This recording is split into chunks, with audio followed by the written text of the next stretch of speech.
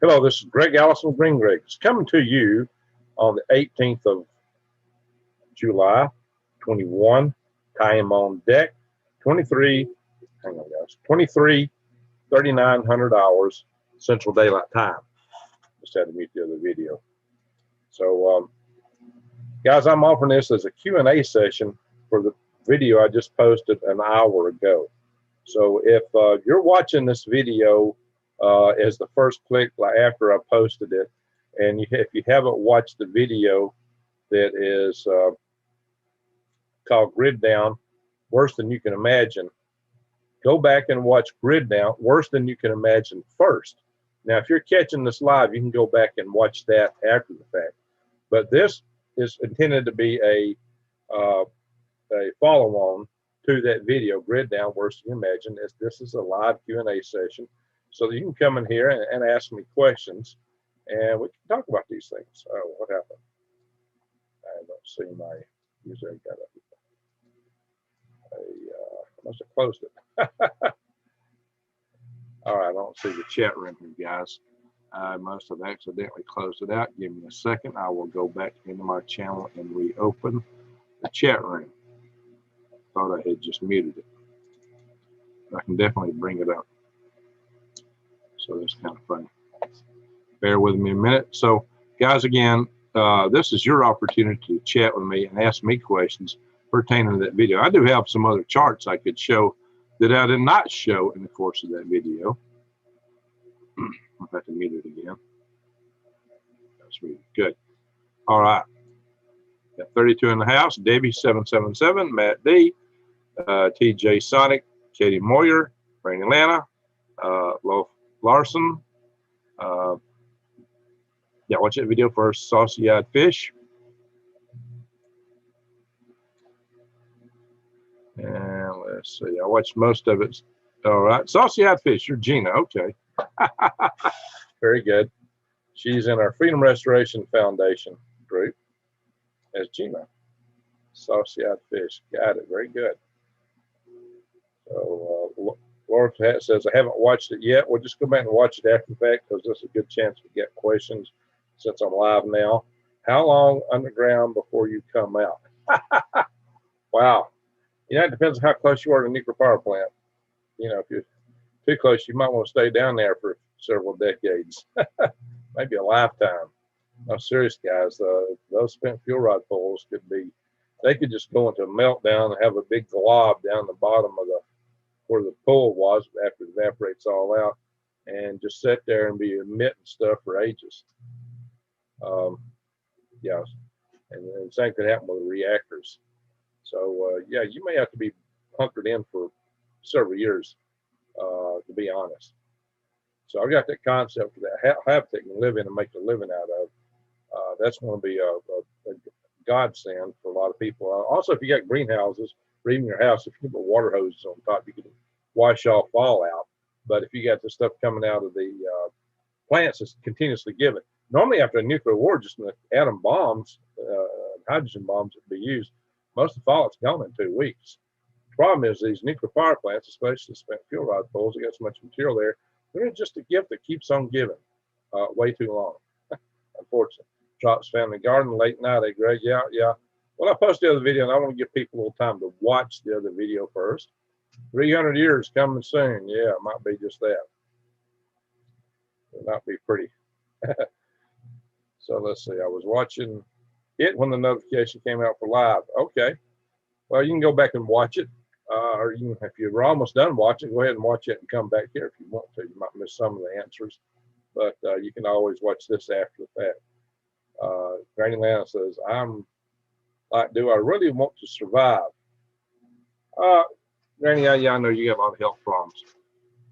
Well, you know, for the benefit of your granddaughter, you know, she needs you as much as you can. It is possible to survive. It's just the grid down is going to be a lot tougher to survive than a lot of other survival scenarios, and it's going to be a lot tougher than most people understand due to the radiation nature of what's going to happen with the nuclear power plants. A lot of people also fail to count the idea that the cities are going to be like a fire ant nest, kicked real hard, and all these people are going to be coming up, pouring out of the cities, looking for something or someone to eat, and you might look like lunch to them.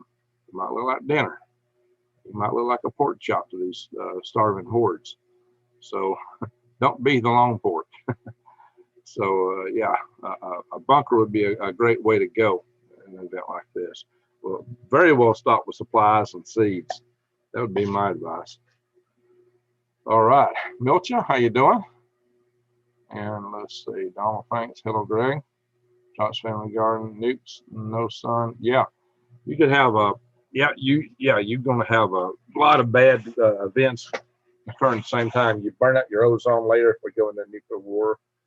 You're going to have strong UV, but you're not going to see the sun. You get the UV, but not the sun. So that's kind of crazy. You're going to be cooking. It's going to destroy crops. It will burn you, and it's going to be cold, really cold. Probably too cold to grow a crop for a few years if we have a nuclear war, because the nuclear winter can be real severe. It only takes a partial, limited nuclear war to make that happen, apparently. Like even one between Pakistan and India, they got enough armaments to mess us up worldwide. Even possibly with Israel and Iran. Not to mention that Iran may retaliate against us if they get into it with Israel, because they've already said that they targeted our power grid substations here. Four Corners Report. Good evening to you. Good to see you. All right, Greenlight said, if it was even 5 years ago, I could try, but thought, wow, I would have seeds, but you can never have enough. Now that's true. You can always go to my links to True Leaf Market on so many of my videos. I don't usually post them on these live sessions. I just usually don't post a lot of stuff. Every now and then I do. But the rule is I just do a live session. I'm done with it. When I'm uploading videos, I post a lot of the information. It takes a lot of time to package all that and modify it, to kind of suit that video and post it all. So that's not trivial. Neon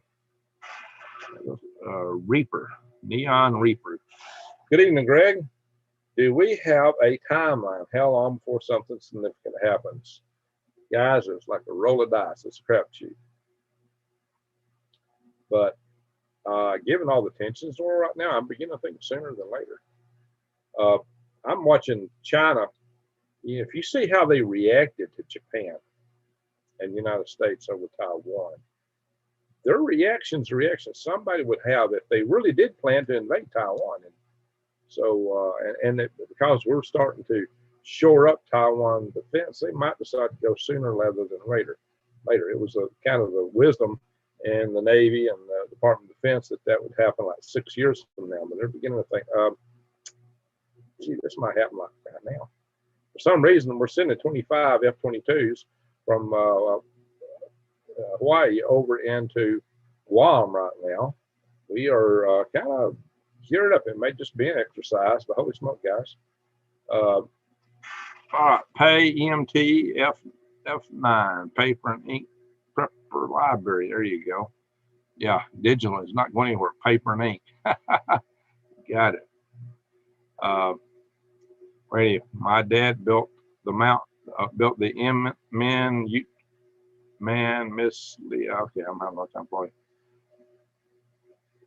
We talk on boat for hours. Drops less than a decade. Yeah, I would say less than a decade, maybe 4 or 5 years. Donald Franks, come on, give them a thumbs up. Well, thank you, Donald. What we got? We got 69 in the room and only 29 thumbs up. Come on, guys, help me out there. Give some thumbs up. Helps with Al Gore has no rhythms. And now we got somebody comes in my channel every now and then. Name Al Gore has no rhythm. I wonder if I inspired that. And what if it's the same guy that comes in as Al Gore? Shammat, you're ridiculous as grit down floods, fires, Jesuits, or well, could be a lot of sources for this guy. Saucy Fish, shared link in FRF. Well, thank you. All right, House of Habsburgs is working. Yeah, it could be. Lots of people. Earth Aid Concert. Greetings, Greg, and thank you for all you do. Thor here.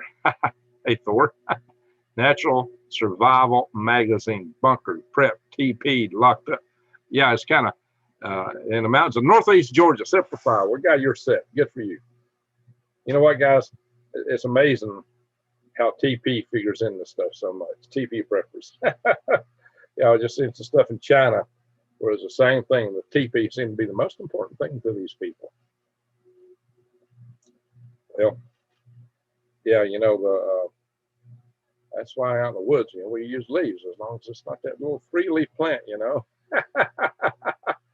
I did find this wild hydrangea in my area, which made the best TP I ever saw. I did a video on that. That girl, done and did. Thank you, that girl. Yeah, more thumbs up, guys. We got 35 thumbs up and 76 people in the room. Randy been working towards survival, just don't have enough family participation. I'm sorry your family's not helping you out. Well, you got your granddaughter there with you. Do what you can. You can only do what you can do. Do the best you can, and you know, just grin and bear it. You know, that's all you can do. Hey, brother, boss man, big howdy from Kentucky. Glad to make the show. Just now got done bush hogging. Man, you been down here bush hogging in the dark in Kentucky? I don't know about you guys, but it's raining down here. So I'd hate to be bush hogging in the dark with it raining. Yeah, you never know what you run into a pothole out in that field. Might be rough on the tractor or some equipment. Of course, you shouldn't know your own field. Once you run over enough the tractor, you know where every little bump is. Homesteading in the heartland. Let's talk to Drops. Steely Dan. Soon we won't be able to afford to drive a car for the price of fuel. Well, there's that. There's also the idea that when the grid goes down, yeah, you might as well make your automobile survive, but you know, you have fuel to make it run. And after the grid's down, you're gonna be pumping any fuel, guys. Ah, hi from Australia. Hello, Rosemary. Good to see you. And Jojo, give a thumbs up. Well, thank you, Jojo. Or you know, sometimes when I say Johan, I say Johan. So you know, because I know people pronounce the J as a Y, so it kind of makes me want to say that, but I know it's not right. It's Johan. It's easier for me to just say JoJo, right? Sorry about that. I know. Hey, I met this lady. She's great. We met in person at LeakCon some time back. Miss Dancing Gypsy. I just call you JoJo the Gypsy. How about that? So good casual preparedness. Hello from soggy Gulf Coast of Alabama. I bet it's soggy. We get rain all over the place around here. Haley 1011. Can you send some rain to the Pacific Northwest? I wish.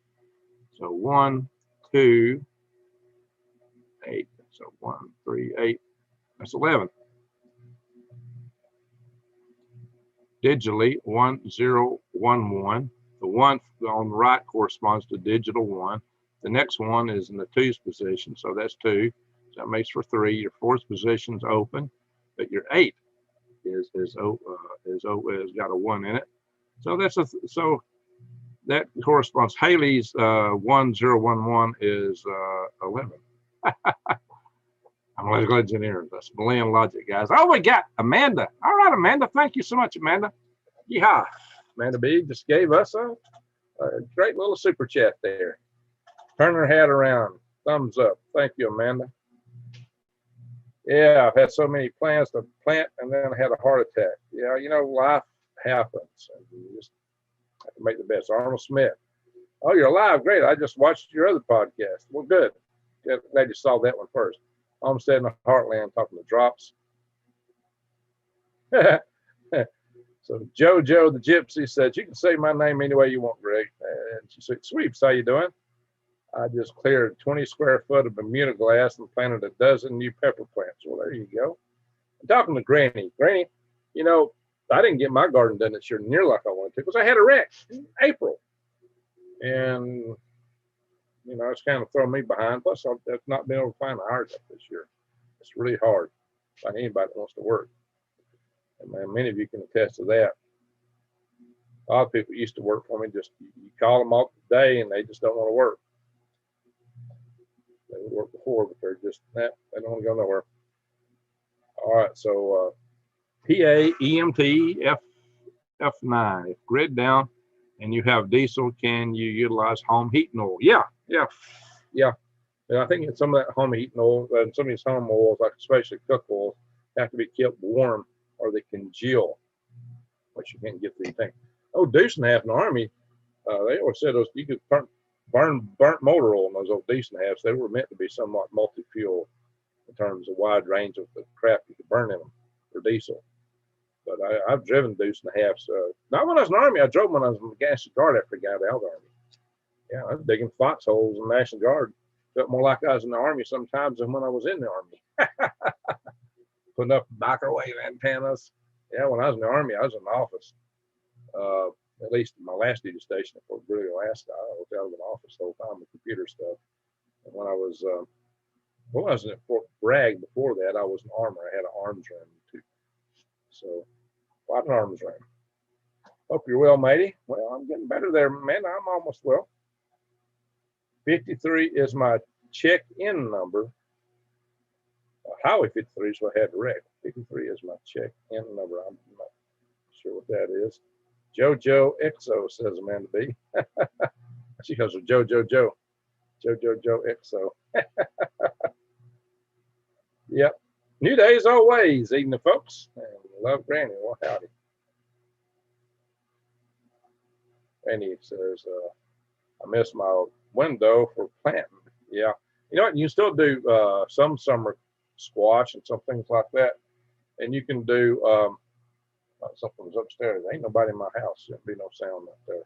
Could be the storm outside because somebody told me I've got hailstorms coming this way. Rainy Atlanta, Arnold, my day was good. Well, I'm glad to see that. So Dan says backup generator. Agree, it's almost a must. Yeah, the only problem is that you got to have a fuel you can burn in the backup generator. Grid down, you're not getting any fuel. At a certain point, there's going to be no fuel available. So I'd advise you to have a fuel that you can make, whether it be a biodiesel or wood gas or alcohol. You might be able to do any of those three. But you need to have some kind of fuel that you can make to run your generator if you want to run a generator. Saucy-eyed Fish says, this has been a weird season for gardening. Yeah, that's true. Definitely true to that. Monique Pearl, thanks for all you do, Greg. Where is the best place to homestead and be isolated enough that none bothers you? I did a bug out video, and then I did a nuclear bug out video. Somebody asked me to do a bug out video for a Chan Thomas event. I did that too, but I actually found myself calculating how many Hiroshima little man bombs it would take to evaporate 600 feet of seawater in that video. And it was ridiculous, to be honest. April, how you doing? Let's see, we got G-Tron 212. No thumbs down today, GG, been behaving. Well, that's good. It just means my troll hadn't come here, but we're behind, guys. Got 105 in the room and only 61 thumbs up. Let's help out here some. Sweep says, Greg, I am setting up my microgreens garden this week. Do you have a link for your seed supplier? Yes, it's in the. It's always in the back of all my videos except my live video, in the show notes and in the pin notes. 2 different places you can find a link. But hang on, since you asked, I shall go in to a video and pull it out. Matter of fact, why don't I share screen and just show everybody how to do this? That would be the best way to do it. Come in here, do a share screen, and show you guys. And here we are right now. So what we want to do, I can minimize this a little bit, go and find my videos. Hey, I like this guy. He's live too. Patriots versus Black Scout Survival. He's a channel I watch. And let's see.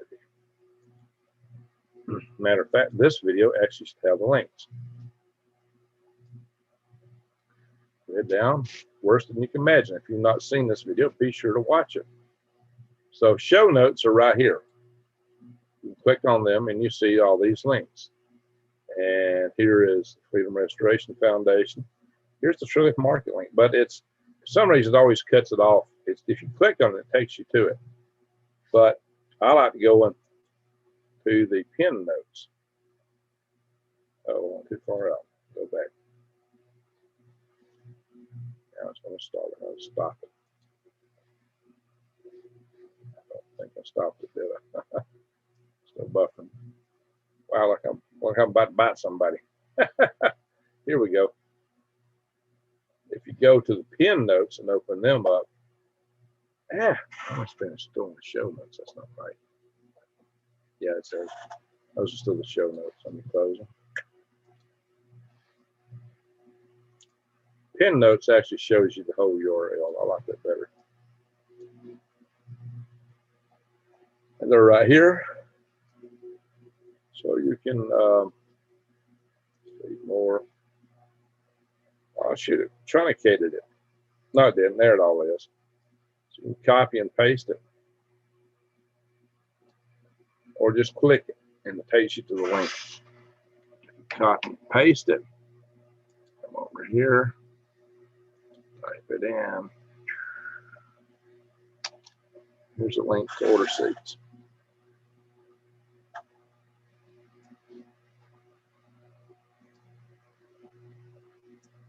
Sunflowers, garden seeds, microgreen seeds. You get supplies too, guys.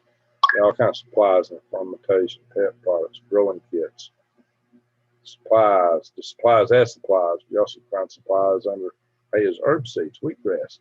So you can grow that stuff year round. You can grow microgreens year round. The kitchen counter. There's sunflower shoots.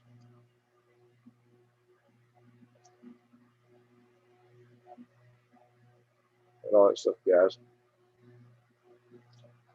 Beautiful stuff. Good thing about their seeds is they're non-GMO. Sure, non-GMO. Heirloom seeds. Get back what you plant. Let me get back in the room here so what folks are saying. Stop the share. Hey, Lou.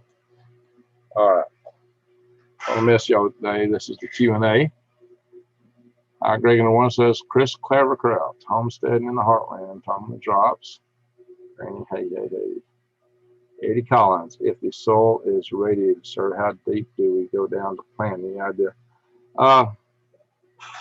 Most of the radiation of these devices has a short half-life. Most of it's going to be gone in 2 weeks if it's from a nuclear bomb. But if it's from a nuclear power plant, that stuff could just keep coming out. It's best to have a greenhouse with a cover to grow stuff underneath the cover. Then you just spray water on top and wash all that stuff off so the radiation goes away. Awareness is our town is on the news, farmers fighting to water animals, get along to grow food for them.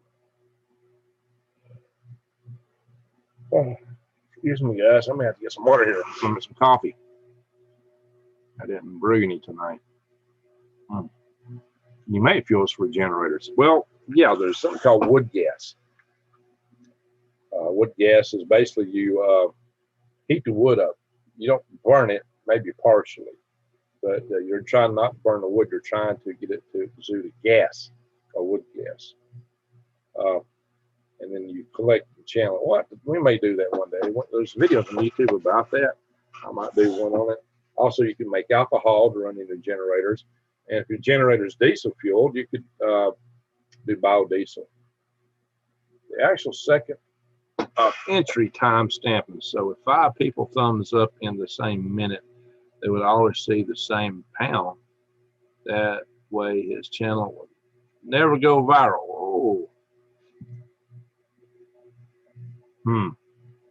Every river and lake and pond are dry. Wow. That's scary.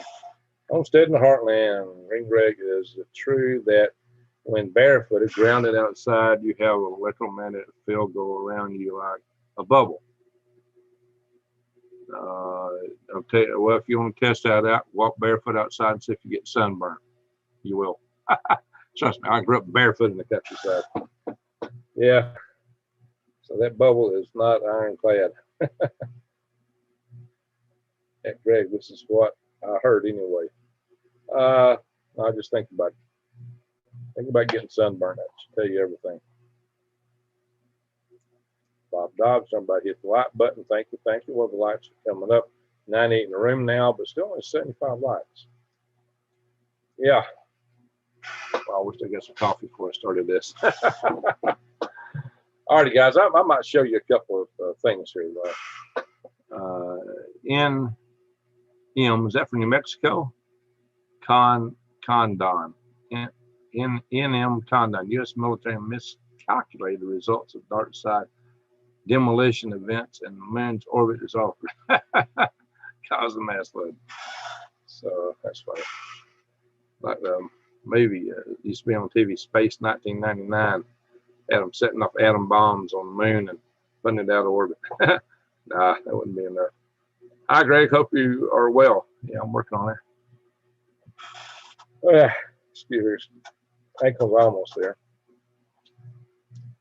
I know you'll still get sunburn. I mean, harmful effects like skin cancer. Well, if you can get sunburn, you can get skin cancer, my friends. Same active things.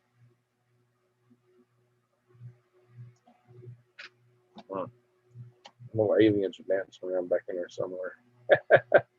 Gremlins. How about we stop building rockets for outer space and build rockets to the center of the Earth? It's hot in the center of the Earth. Thank you for your time. Making some coffee. Might a little bit. Hey guys, I want to show you a couple of charts here. There's a couple of things I didn't show y'all earlier. Let's shut down that truly market thing. We'll go back into share, but we're going to do it with a PowerPoint.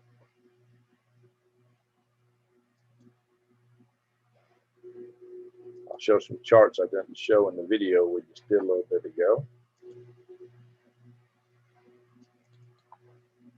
At least I don't think. I did talk about root causes, CMEs, electromagnetic pulse, direct kinetic terrorist attacks where they actually attack the transformers, cyber attacks, New Madrid earthquake.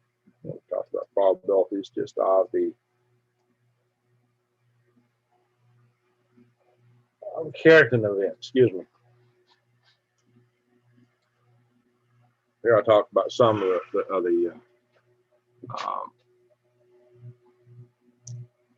some of your EMPs. It does not talk about the Halloween event though.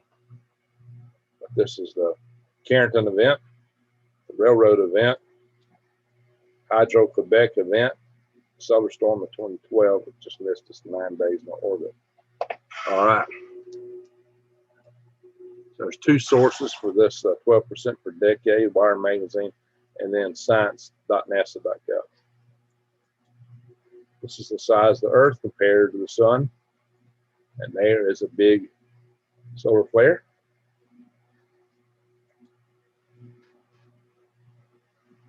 That's a CME. It can be huge. There's a big flare coming up. Now, CME is not just going to affect the daylight side of the Earth. What it affects, it hits the magnetic field lines of Earth, and it wraps around and compresses the whole structure there, and then it goes down the magnetic field lines toward Earth itself, and can impact you anywhere just about. So the Hydro-Quebec event caused the grid in Quebec to go down at 2:44 a.m. Still daylight. We could get us with the EMP with Russia, maybe Iran, North Korea, ISIS, or other terrorist group might be possible. Let's see here. There I am years ago, coordinating while working a rocket in a shop building a rocket at night.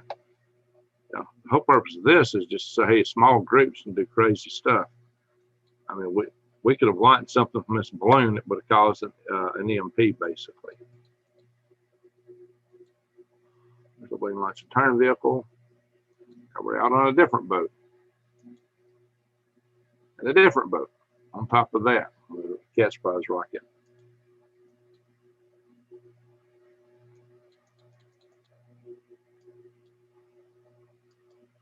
So ground stations. So yeah, if a small group could do what we did there, defeating COCOM limits and stuff, then watch out. They might be able to hit us with either cyber attack or 30 kilometers. Yeah, we were in this area. So you could provide an EMP device, take out quite a few states at that high of an altitude. Not the whole country, but still do significant damage. Yeah, I didn't show all these charts in my other meeting today.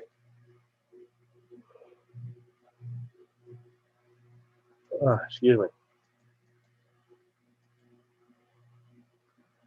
Some other charts I didn't show with some of these large transformers systems on a utility boat. I think it's big.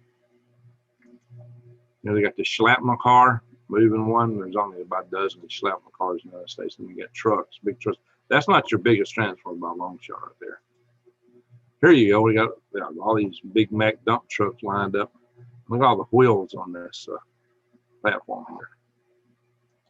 Maybe some serious weight. Some of the stuff I did talk about previously. All right, guys.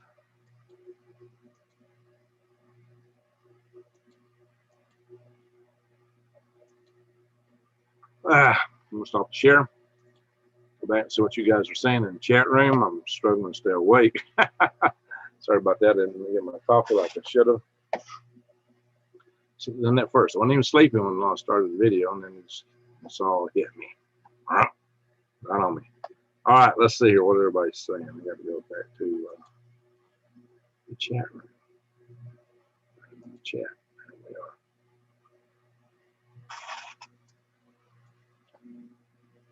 This is intended to be a question and answer series. Greg, what do you think about the hollow moon theory? I don't. You know, the orbits of the planets can be calculated based on part of its mass. And based on the way one object orbits another, you can also figure out what its mass is and the density. So by orbital mechanics, you can figure a lot about the density of objects. If these objects were hollow, the density would be a lot less. Now, the density of the moon is light on the light side, but it's believed to form from crustal material that got knocked off the Earth when another protoplanet struck the Earth. It's a crustal material. Because the moon is about the same density as our continental crantons and crustal material. All right, let's see. Hey, everyone says Michelle. James, good thing that the guy that found the CME in 1859 had the last name Carrington instead of Savage. Instead of Bud Savage. I don't know. Come on, guys. Let's be clean in here now. Come on. Let's behave. This is a family channel. Behave, guys. Scroll up. I'm missing some.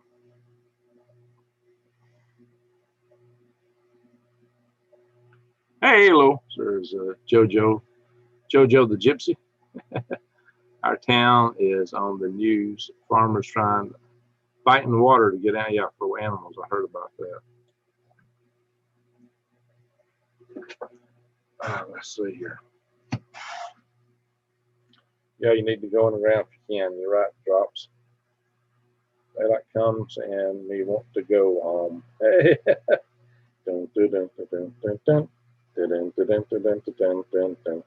Hello. And a rocket from a balloon and off we go. We're going to fly a rocket into space. We're going to begin an amateur space race. Hello. All right. Let's see here. Anyone here ever sprout lentils? I haven't done them as a micro. Well, I've done pea shoots as micro greens. I love them, especially when they're the tendril type. All right, G-Tron, talking to someone else. April says, did you notice when the floods and terrible disasters hit, the Trump media all over it like flies on poo, but under Biden, nothing? Oh, yeah. Arnold, the actual second of entry, time stamping. So 5 people. Oh, okay. I read that.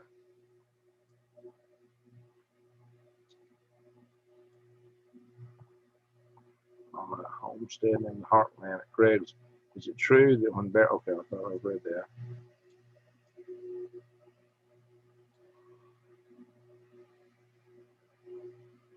All right, yeah, more paint, more likes, guys. We got 102 in a room and only 96 likes. I'm saying, I know you will still get sunburn, okay?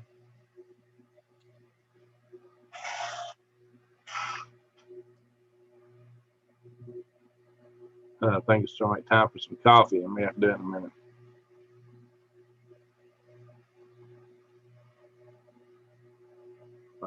Greg, what do you think about the Hollow Moon theory? I've already mentioned that. What will build a moon ship? That's what we're working on, the SLS, and actually Starship might become one too. At least their SLS version of it, or not SLS, but the version for the program where we're working with NASA. Because they're Artemis.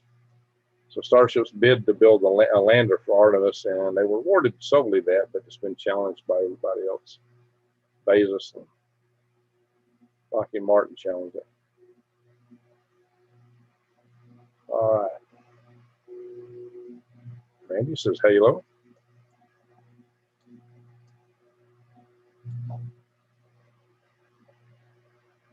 Oh, I said you'd work on the worm farm. Man, I tell you what, I've been swamped lately with a lot of stuff, JoJo. Now, you're a Facebook friend, if I remember right, so maybe we can just text because I don't remember your email. I think you're a Facebook friend, if I remember right. I only got about 5,000 of them almost. Go ahead and look.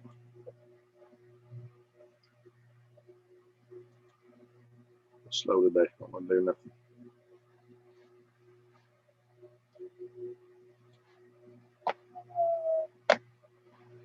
Yeah. It's not doing what I want to do.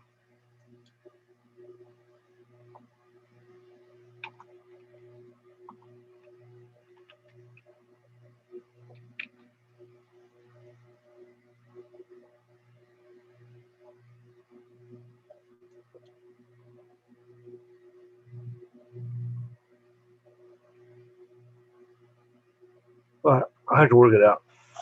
Just hang on with me, guys. I'll have to work that out. JoJo, you might message me. That might help. Or email me again. That could definitely help. We'll go back to where we were at.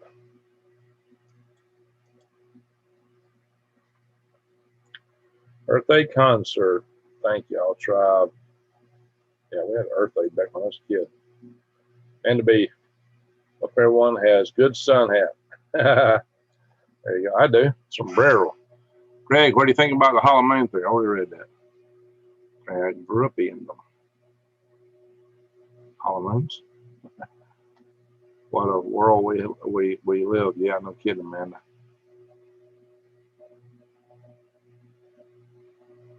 Wow, which rain do we got in the house?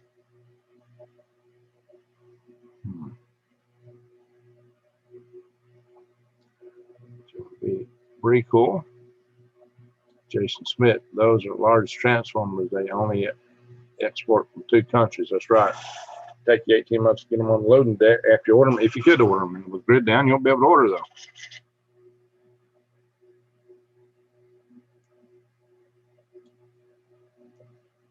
Oh, you wait if I make coffee? Great as a soul, man. He has skills. I try. Tiamat. Is that what hit us? That's what some people think. Yeah, Bob. So the transform components were sent to Sandia National Labs for testing. The rumor has it that they had cell phone components in them, which were reporting out what was going on with the transformer. That's what the rumor is. We put it dirt. How much wood? About the same.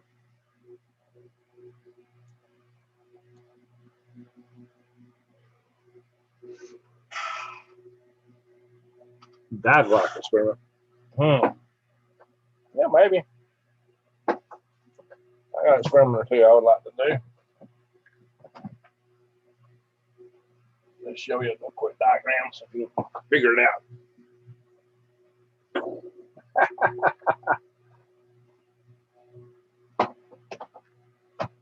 Watch me talking to Rex. I explained that diagram once. John Russell, I mill my own. Okay, it's good. Chris says, is it possible to make a rocket go to outer space from junk or scrap? Tim Pickens is a rocket man. He can build a rocket from a garbage can. Hello. Hang a rocket from a balloon and off we go. Yeah, we actually used a one of those old-fashioned ashtrays that had a little cone on it. Used to have little doors, trap doors on top. We took that cone because it was a perfect shape and used it as the form to lay up our phenolic epoxy ablative surface in. So yeah, and we used fire extinguisher tanks for our first oxidizer tanks from our earlier Halo Geo 1 and Halo Ground Launch 1 and Space Launch 1 rockets. So yeah, we definitely did that. So we actually did use parts from the garbage. Funny you should ask. I covered that. We mentioned that in the video Tim Pickens and I did on my Galactic Greg's channel. I'll show you how to go there in a little bit. Randy Cummins. Now, Randy's been sending me some email. Randy hadn't responded to everything. My bad. I've been swamped today. A lot of people have been trying to approach me today, and I've been swamped. I started to make a trip to Lowe's, and I realized I didn't have time. I need to get some things. I just turned around and came back home. Shut down my microgreen, shut down the fans out in the greenhouse. I got some stuff to do, guys. It's been busy. So, Josh says, yeah, well, NDAs, what can I say? Non-disclosure agreements. There you go. I signed a number of non-disclosure agreements in my life. So, let's see.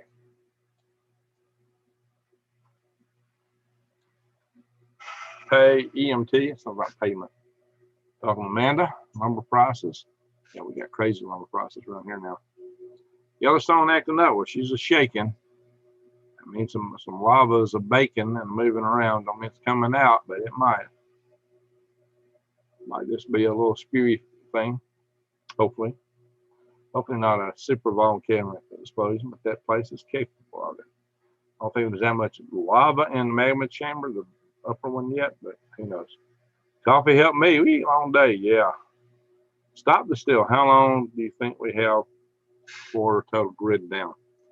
Well, it's a crapshoot. What the sun does is totally random probability. If we get into it with these other countries, it's going to just depend on what we get into and when we get into it. You know, Russia, China, North Korea, Iran, they would all take their power grid down one way or another. They got different means. As we stop China trade, it's been hard for a lot of things. But I hear the things, yeah, I get hold of you. I hear things are starting to come up in that area.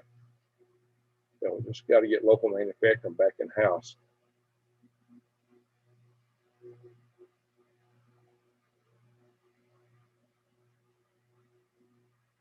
The unimportant earthquakes. Well, that's what Mary Greeley would say. I don't know. Yeah, you have trouble. You're going to have trouble with gangs. That's for darn sure. That's why we need to form our tribe groups, guys. Have you seen the new Navy map of the USA? I saw the ones that come out where it showed it open in the middle of the country.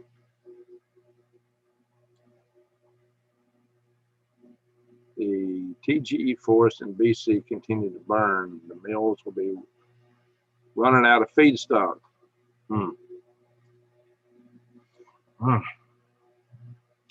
Good for the wood. Yeah. Well, it's just mass. It's how much mass you got. Denser mass, you could have less of it. The denser it is, the less, maybe 3 inches of lead.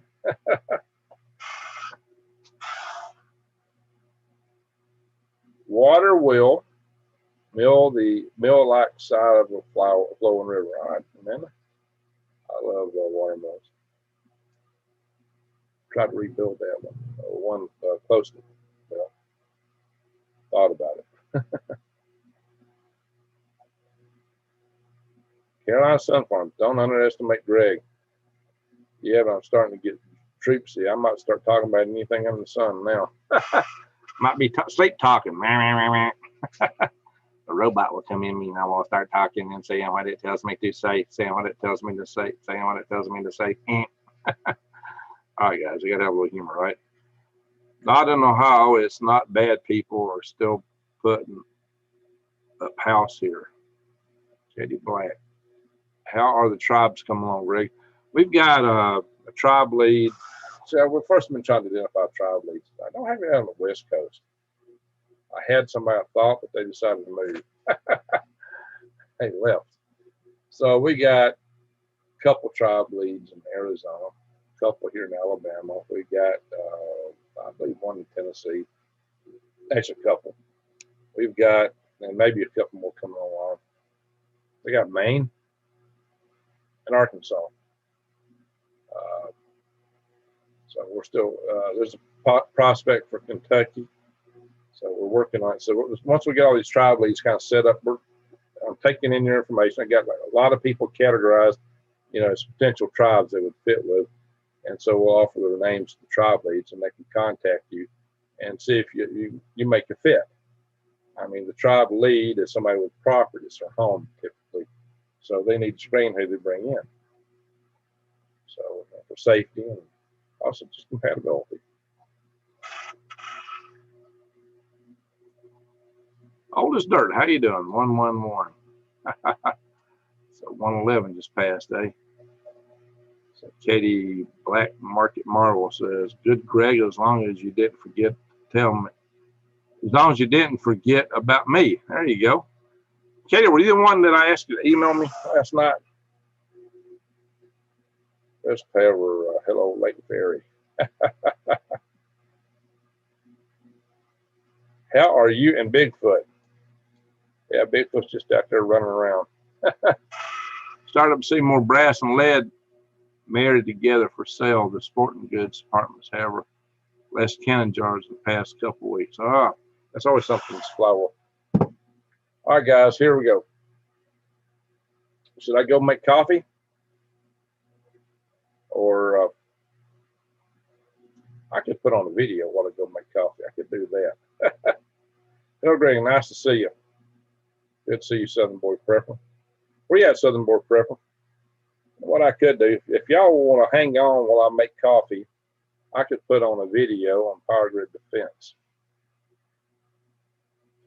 Y'all want to see Ambassador Cooper talk about how to get the grid hardened? Katie Black. Not last night, been hanging around for a few more years. Okay. Yeah, all right. I'm going to do coffee, guys. So what I'm going to do, y'all can chat with each other, but I'm going to pull up one of my videos. I hope I can get a copy stripe playing my own video to myself. Man, they've been throwing copy stripes at me for everything. Yeah, yes, but you want help it. Yeah. Let's see, guys. Hang on. I'm going to have to scroll around here and find a video with some links on it.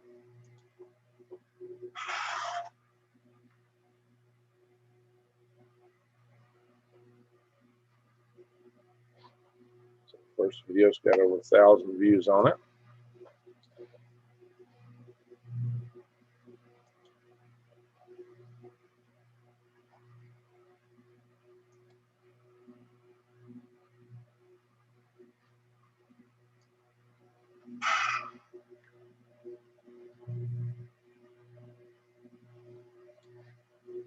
I'll tell you what we're going to do. We're going to do the nuclear bug out safety zones video.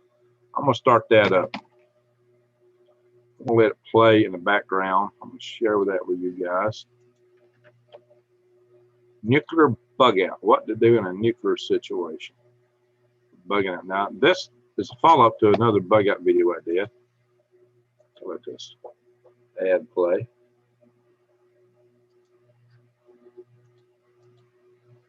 All right, guys, hang on. One momentum, please.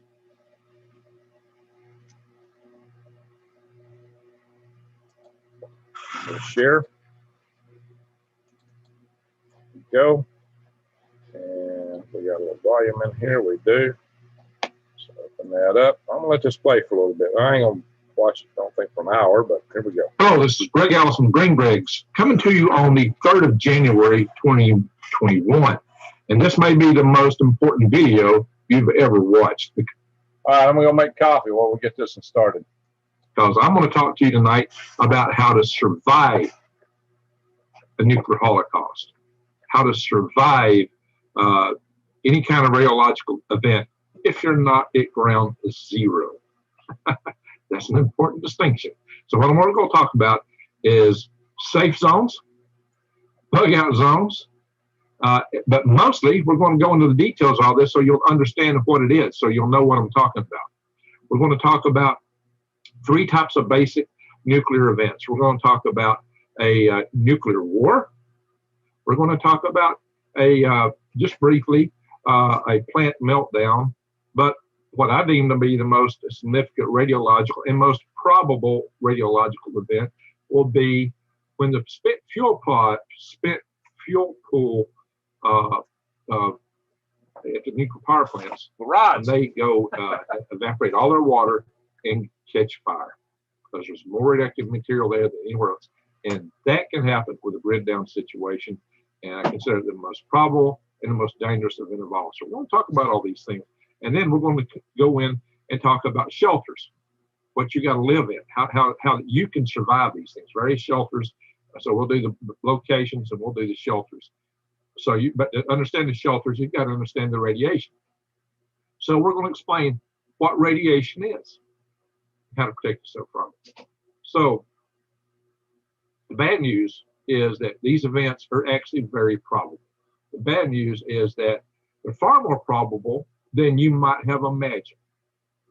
Because today we live in a world where we're not just the United States and Russia, with weapons facing each other. China's in the game, Iran's getting in the game, North Korea's in the game. It's a multiplayer world now.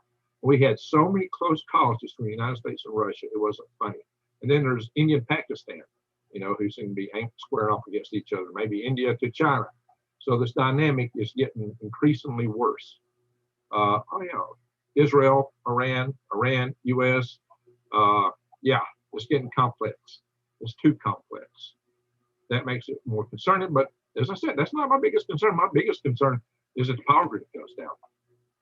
If the power grid goes down, we've got a real problem with the spent fuel rod pools. That's what I was trying to say a minute ago, at the nuclear power plants. So we'll talk about that.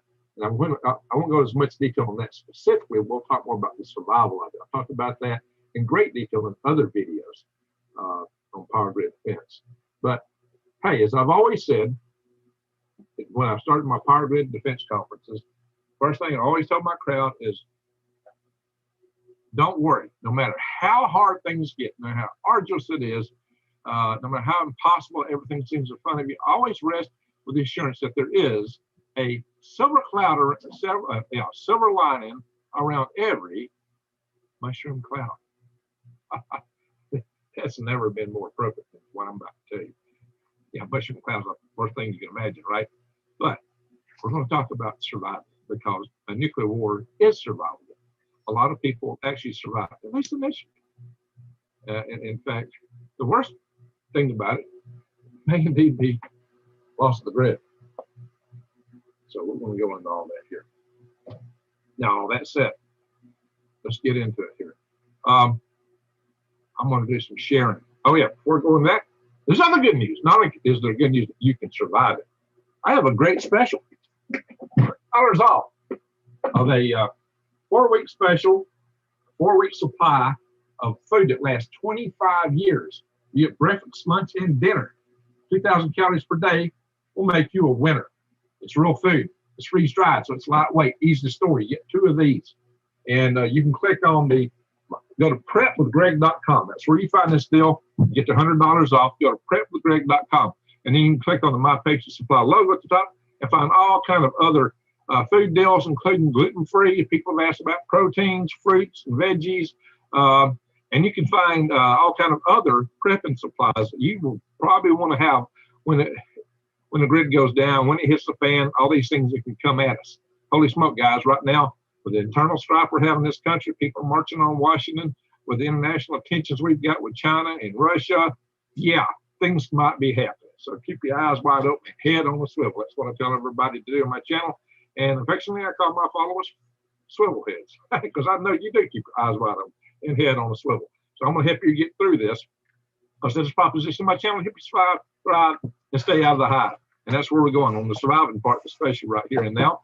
And so I'm going to do a lot more videos on these kind of. Hey, I still have my hourglass. I hadn't broke it yet then. The topics of surviving, thriving, gardening, eating from the weeds and trees for freeze.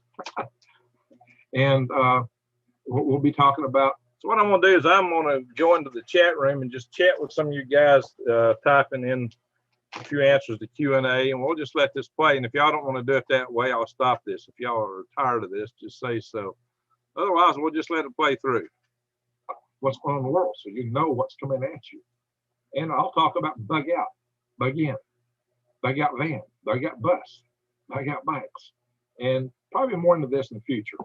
So with all that said, to see all my various videos, make sure you subscribe to my channel, bang the bell, that notification bell, and click all. That way, hopefully you can see what's coming in my videos and the world around us. All right, all that said, let's do a little screen share here. Let's go into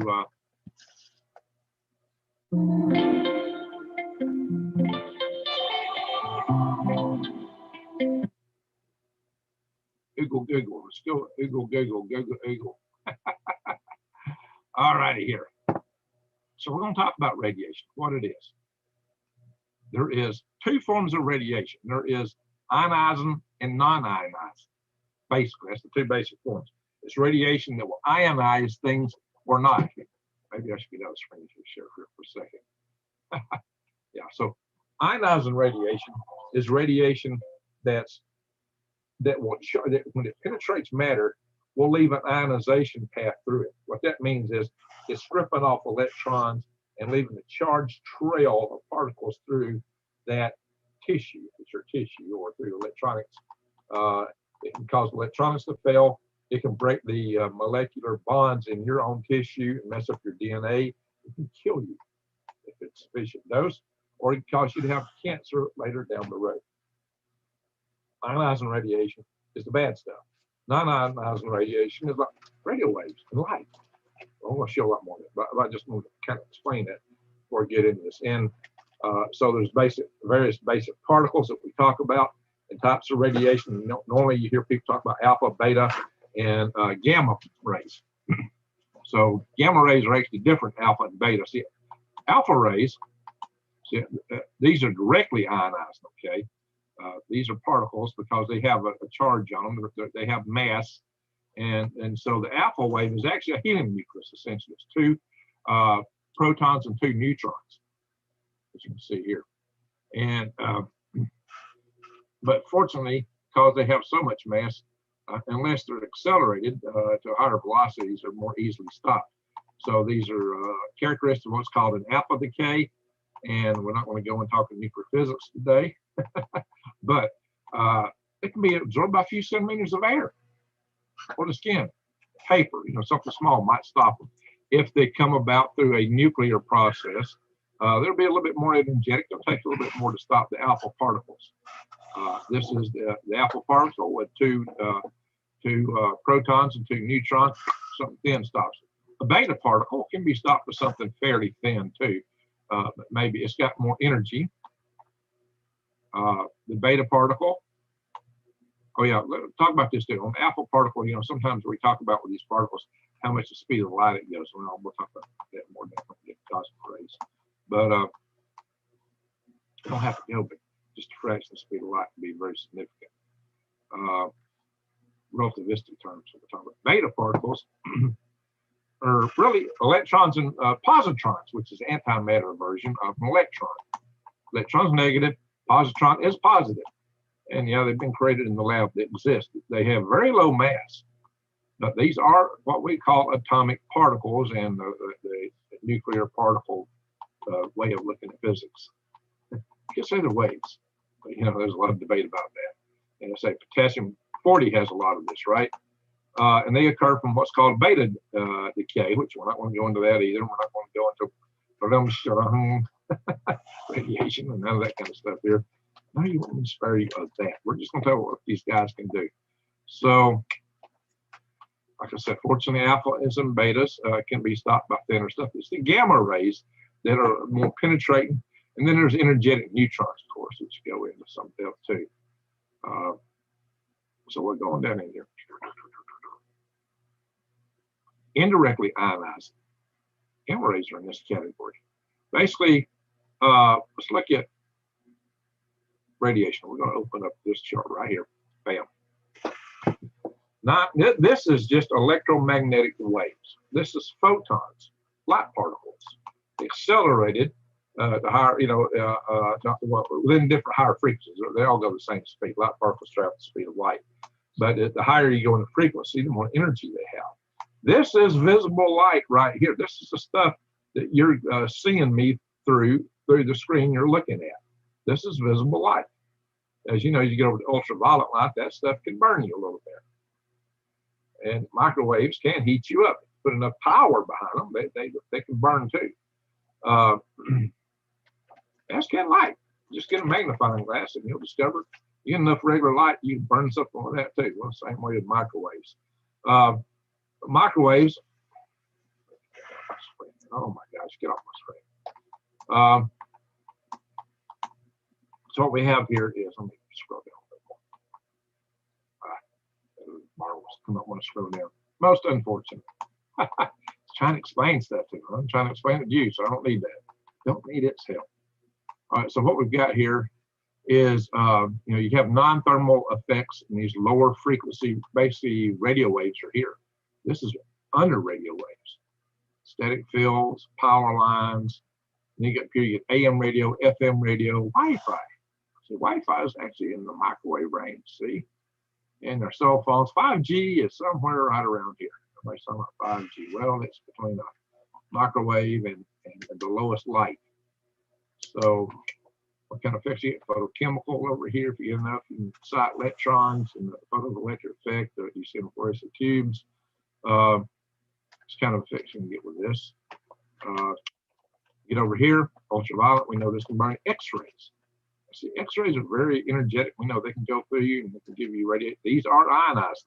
See, where you see this ionizing band here, it means it can break chemical bonds. This is where it damages DNA by breaking chemical bonds, molecular bonds between the molecules in your body, between the atoms within molecules, breaking bonds. That's what it's talking about here. Now here's the tannin booth, the UV. Now see, here's your gamma rays. They're more energetic than X-rays. The difference between an X-ray and a gamma ray is a gamma ray is started inside the nucleus and X-rays outside the nucleus of an atom. That's how it's typically seen. But the frequencies are getting higher and higher and higher over here. I say people worry about frequencies getting higher over here, but that's still under visible light. This is where it's ionizing. That's where it gets dangerous. Okay, my friends? And gamma rays are what produce the EMP from a nuclear detonation. They strip the electrons off of atoms as they go through the atmosphere. It's like a ginormous, brighter than bright light because it's beyond X-rays. And it creates a huge electric wave through the atmosphere. There, now these travel the speed of light.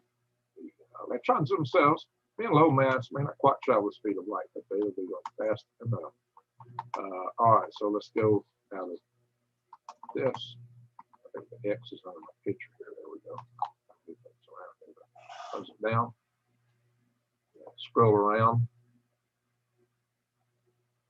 All right, we're not going to beat on this anymore. So that gives you a quick notion of what radiation is. Ionized radiation. Just remember that's what you worry about. Bang. So let's talk about units of radiation. We have the roentgen, the rad, and the rem. Now the roentgen is an amount of energy in the atmosphere, okay, or a cubic. It's measured by the energy produced by gamma radiation in a cubic centimeter of air, okay, and they use a capital letter R. Well, a rad is the absorbed dose, and they say, it's what you actually absorb, because what's in the air may not be absorbed, but they say in here that a rad or roentgen is about the same. Well, the rad's about the same as a roentgen. Roentgen, rad, they're about the same. One is about the other. And a rem is the roentgen equivalent man. That's what it's going to do to you biologically. And again, 1 rad of exposure equals 1 rem of dose. So 1 rem, 1 rad, 1 roentgen Yeah, it's just different ways of looking at it. You know, it's like, you know, which way am I looking at this cup, I guess. Well, no, this is in the air, this is in you, and that's what it does to you, I guess. But yeah, this is splitting the frog hairs, right? A lot of you hear of grays and sieverts, and so micro sievert. So one sievert is 100 rims, technically rims. But you know, if you see rads, you know, you can just kind of do a rule of thumb and transfer to that because we're about to see that. Okay, bam. Here's where it hurts you. Here's where it hurts you. 330 to 70 rad or rims, I guess, rads. That just put out rads. From 6 to 12 hours, none to slight incidents of transit headache, nausea, vomiting. So this does affect you. You can see this. So there's allowable exposures for emergency situations that go above these numbers, like up into here even. 70 to 150 rads from 2 to 20 hours. A transient mild nausea, vomiting. But now when you hear, you start having problems. 150 to 300 from 2 hours to 3 days. Transient moderate nausea, vomiting. 20 to 70% mild to moderate fatigability, weakness. Death may occur to a maximum of 10%. Oh yeah, so this you know, bleeding, fevers, wounding, burns. You know, this is where it starts getting really bad. 300 to 550 from 2 hours to 3 days. Transit to moderate nausea, vomiting. So it's not going to kill you necessarily, but death may occur more than 50%. Okay, and you know, and here death might be 50 to 100%. And here you're in severe kimchi. Hey, kimchi's good to eat. That's a bad particular kimchi, right? 30 minutes to 2 days, severe nausea, vomiting, fatigue, weakness, dizziness, disorientation, moderate severe fluid imbalance, headache. I don't say what the fatality is on that, but you know, that's where it starts really cranking up. Because you know, right here is 50 to 100%. So I guess this is probably on the 100% side of the scale there. Now, we can look at it in terms of sieverts here. And this scale, see this block here, this little 3 blocks equals all of that right there, okay? So, and what we're going to do is all of this becomes that. And then these becomes, yeah, so it translates that way. So this is sieverts, radiation dose for sieverts. Sleeping next to someone, just anyone. 0.05 microsieverts, that's pretty low. Living within 50 miles of a nuclear plant. Looks like about 1.5. There's this 0.09 microsieverts.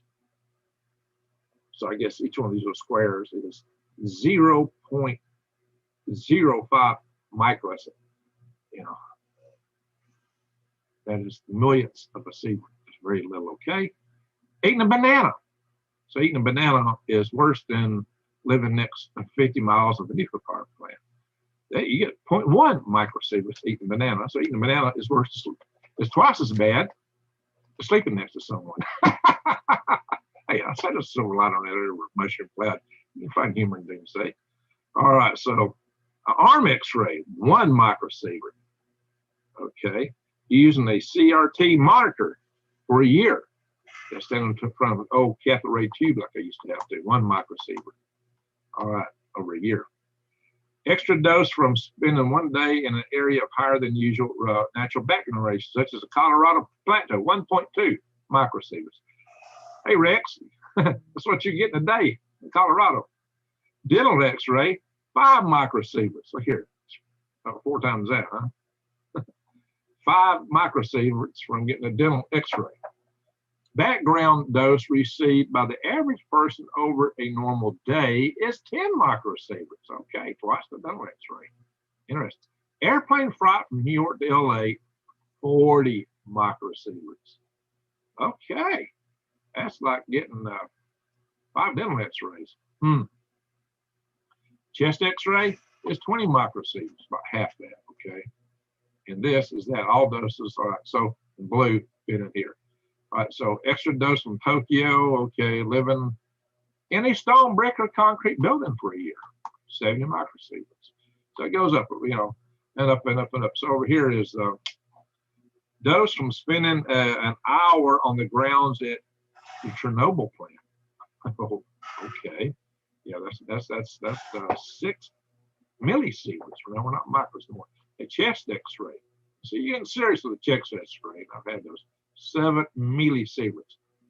Maximum yearly dose permitted for U.S. radiation workers, for radiation workers, is 50 milli as thousandths of a sievert. So you only want so many X-rays, my friend. Only so many. Well, that fits into this chart. Now, approximate total dose at one station at the northwest side of Fukushima is 40 millisieverts. 40 millisieverts compared to 50 millisieverts per year. How it don't say how long it takes you to get that, so that's a little bit something wrong there. Radiation worker 1 year, 50 millisieverts. Lowest 1 year dose clearly linked to increased cancer is 100 millisieverts. That is clearly linked. It doesn't mean no amount of radiation is good for you. Please understand that. No amount of radiation is good for you. But what they clearly can prove doesn't mean they can't prove that the other's not causal too. 100 millisieverts can cause you cancer. Now, 100 millisieverts, if you come back over here, what do we say? That's 1/10 of a sievert. So that would be about 10 of these guys. Okay, wow, so you can get cancer out of this. Slower dosage. Interesting. See what I'm saying? Severe radiation poison. Severe radiation poison is 2,000 millisieverts. 2,000 milli. Yeah, that's 2 sieverts. 2 sieverts. Now, it takes 100 sieverts, right, to make a rim. So, if I recall that correct. So you can see fatal dose is 8 sieverts. Usually fatal radiation. Survival occasionally possible is 4 sieverts. Look here. Dose limit for emergency workers and life-saving operations is 250 millisieverts. I believe that's right in this range in here. So, I recall right. All right, so let's talk about blast. If you've got radiation monitors, that would be something you can consider. This is the blast effects of a 500 kiloton surface burst weapon. Now, there's 2 kinds of ways you'd be attacked if you get attacked by weapons: surface burst and air burst. Air burst is intended to take out a city and population center because it covers more area. For example, this 500 kiloton burst, it goes up to 5.6 miles. In the air, it reaches 11.2 miles in radius, a lot more area of 1 psi, the pressure difference. We're going to talk about the 10 psi is a fatal pressure difference. If you're inside this curve, the shock wave, and something can happen with a large bomb, the shock wave will take you out alone. It will turn you into jelly inside. So, as you've heard of that before, some of you have. So this is the kind of damage you get. You don't want to be inside of this. And like I said, this is total destruction, pretty much. You get fires out to 3, and you get some damage here, okay? This is not possible fire spread all the way up here, okay? Possible fire spread. You'll still get cracked windows and such, maybe even on past there. All right. Now, I got to tell you, most of the weapon systems that we feel today are 2 megatons, bigger than all these. This is a 1 megaton. I think Russians have just now got accurate and scaled their weapons down to 2 megatons to fit their 3 megatons used to be their standard for torpedoes, and that was their smaller one. So they were doing 5 megatons or bigger for their warheads, and maybe a lot of them may still be at 5 megatons. So they're small, maybe tactical bursts. Just gives you an idea. Hey, you don't want to be within 5.8 miles, 6.5, or even 11.2 miles in case of a 1. Oh, I missed it. This is 1 megaton burst. I said 50 kiloton. Here's a 50 kiloton air burst, 8.8. I went down too far. Up here it's 5.6, 5.8. So it's just like 3 miles extra range if you detonate at 0.8 of a mile. Get higher, it'll go farther. And see, you're still doing quite a bit of damage down here over ground zero. You're destroying everything. But it's not linear. It's not linear, as you scale up in bomb size because of the inverse square law and other things. All right, so let me show you. Yeah, this is a building getting blasted. What you get is a radiation event. Let me explain this. When you get a nuclear device going off, the first thing you get is intense bright light. That's where the gamma rays are. That radiation could destroy you. You probably saw Hiroshima and Nagasaki where these devices went off. There are shadows where people had stood. They're like photographic negatives of the individual in the concrete wherever they stood. That individual was vaporized by the radiant energy. They were vaporized. The only thing left off was that image. So yeah, if you're in this area, yeah, you are going to become a photographic negative on some structure, probably. You may be probably out here. There's some structure standing there. So yeah, you don't want to be there. The second thing you get out of a nuclear event is a blast wave. The first thing you should do if you see a bright flash is hit the ground immediately. Do not look at it. Turn your head away from it. Cover your face and eyes, your head. Drop. Do not try to get down. Drop. Throw yourself. Jump into something, like especially a depression, a ditch or something, because there's going to be a blast wave coming. Now, the blast wave is going to be traveling about 700 miles an hour, about the speed of light. So it's kind of like thunderstorms. You can count to 6 for every mile it is away, essentially. So you want to hit the ground. You want to get as low as you can because there's going to be a lot of debris flying over your head and a lot of wind that might roll you. Get as low as you can, as fast as you can. You want to drop or jump into a ditch, a depression, a little lower area if you can find one, but don't spend a whole lot of time at it or you're going to get caught in that blast wave. When that blast wave passes, you're not safe because there's a back wave. It comes back. It hits you, and then it comes back, okay? That's what you got to know. And this just shows the blast wave going out. This video does not show it coming back. In fact, it shows just where it hits this house. That's the blast wave. Bam. That's the air pressure. This is the 10 psi here. So eardrum threshold is 5 psi. Yeah, you can lose your eardrum at 5 psi. Impact lethality threshold, you could get taken out lower, but 3.3. I don't know. Impact skull fracture threshold, serious glass wound threshold, 2.3. Interesting. Impact injuries, the stuff hit with 1.8 psi. Skin lacerations from glass and fragments, yeah, 1 psi. So that's where you want to be outside for that 50 kiloton air burst. You want to be out you want to be outside 9 miles. Yeah. Lesson: do not live in a city. Stay out of the city. Stay out of the target zones. Okay, guys. We're going to go more into that. For this stuff, you do not want to be in a target zone. I'll show you some target maps in a little bit. All right, let's go to the next one. This one is more the skill of the Soviet weapons. Oh yeah, oh yeah. Why would they do a surface burst? I didn't mention that. If they're going after a target, especially a real hard target, they're going to go in the ground, like the missile silos, military targets, airfields. You hit an airfield, you're going to hit on the ground. You're going to hit the ground, it's going to destroy the airfield. If there's a hardened target or a target they want to take out, a bridge, a dam, a power plant, if it's a like I said, military base, they're going on the ground. If it's bunkers or an arsenal, it's going to be on the ground. So the third thing I didn't mention, I said there's 3 things you got to worry about with a blast. I said there's that light, the flash, and then there's the blast wave. Well, the other thing is the fallout, and the fallout is worse from a surface burst. Something hits the ground because it's going to pick all that dirt up and take it up in the atmosphere, and that dirt's going to be ionized, made radioactive, and it's going to fall out on you. Of course, whatever the products of the bomb itself were will be radioactive, and they'll produce fallout too.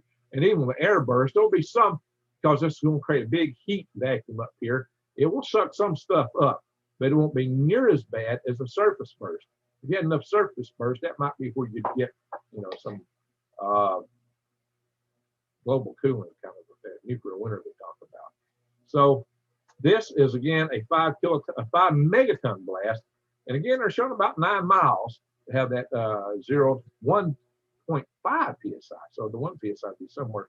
I've seen things saying like you need to be like 12 miles away. So there's many different charts that show this, pick what it can look like, and that is for this is the ground burst here, obviously. so an air burst higher up. So you probably want to be really 12 miles away. This is just a SAR bomber, and then you have to be a lot farther away from the SAR bomber.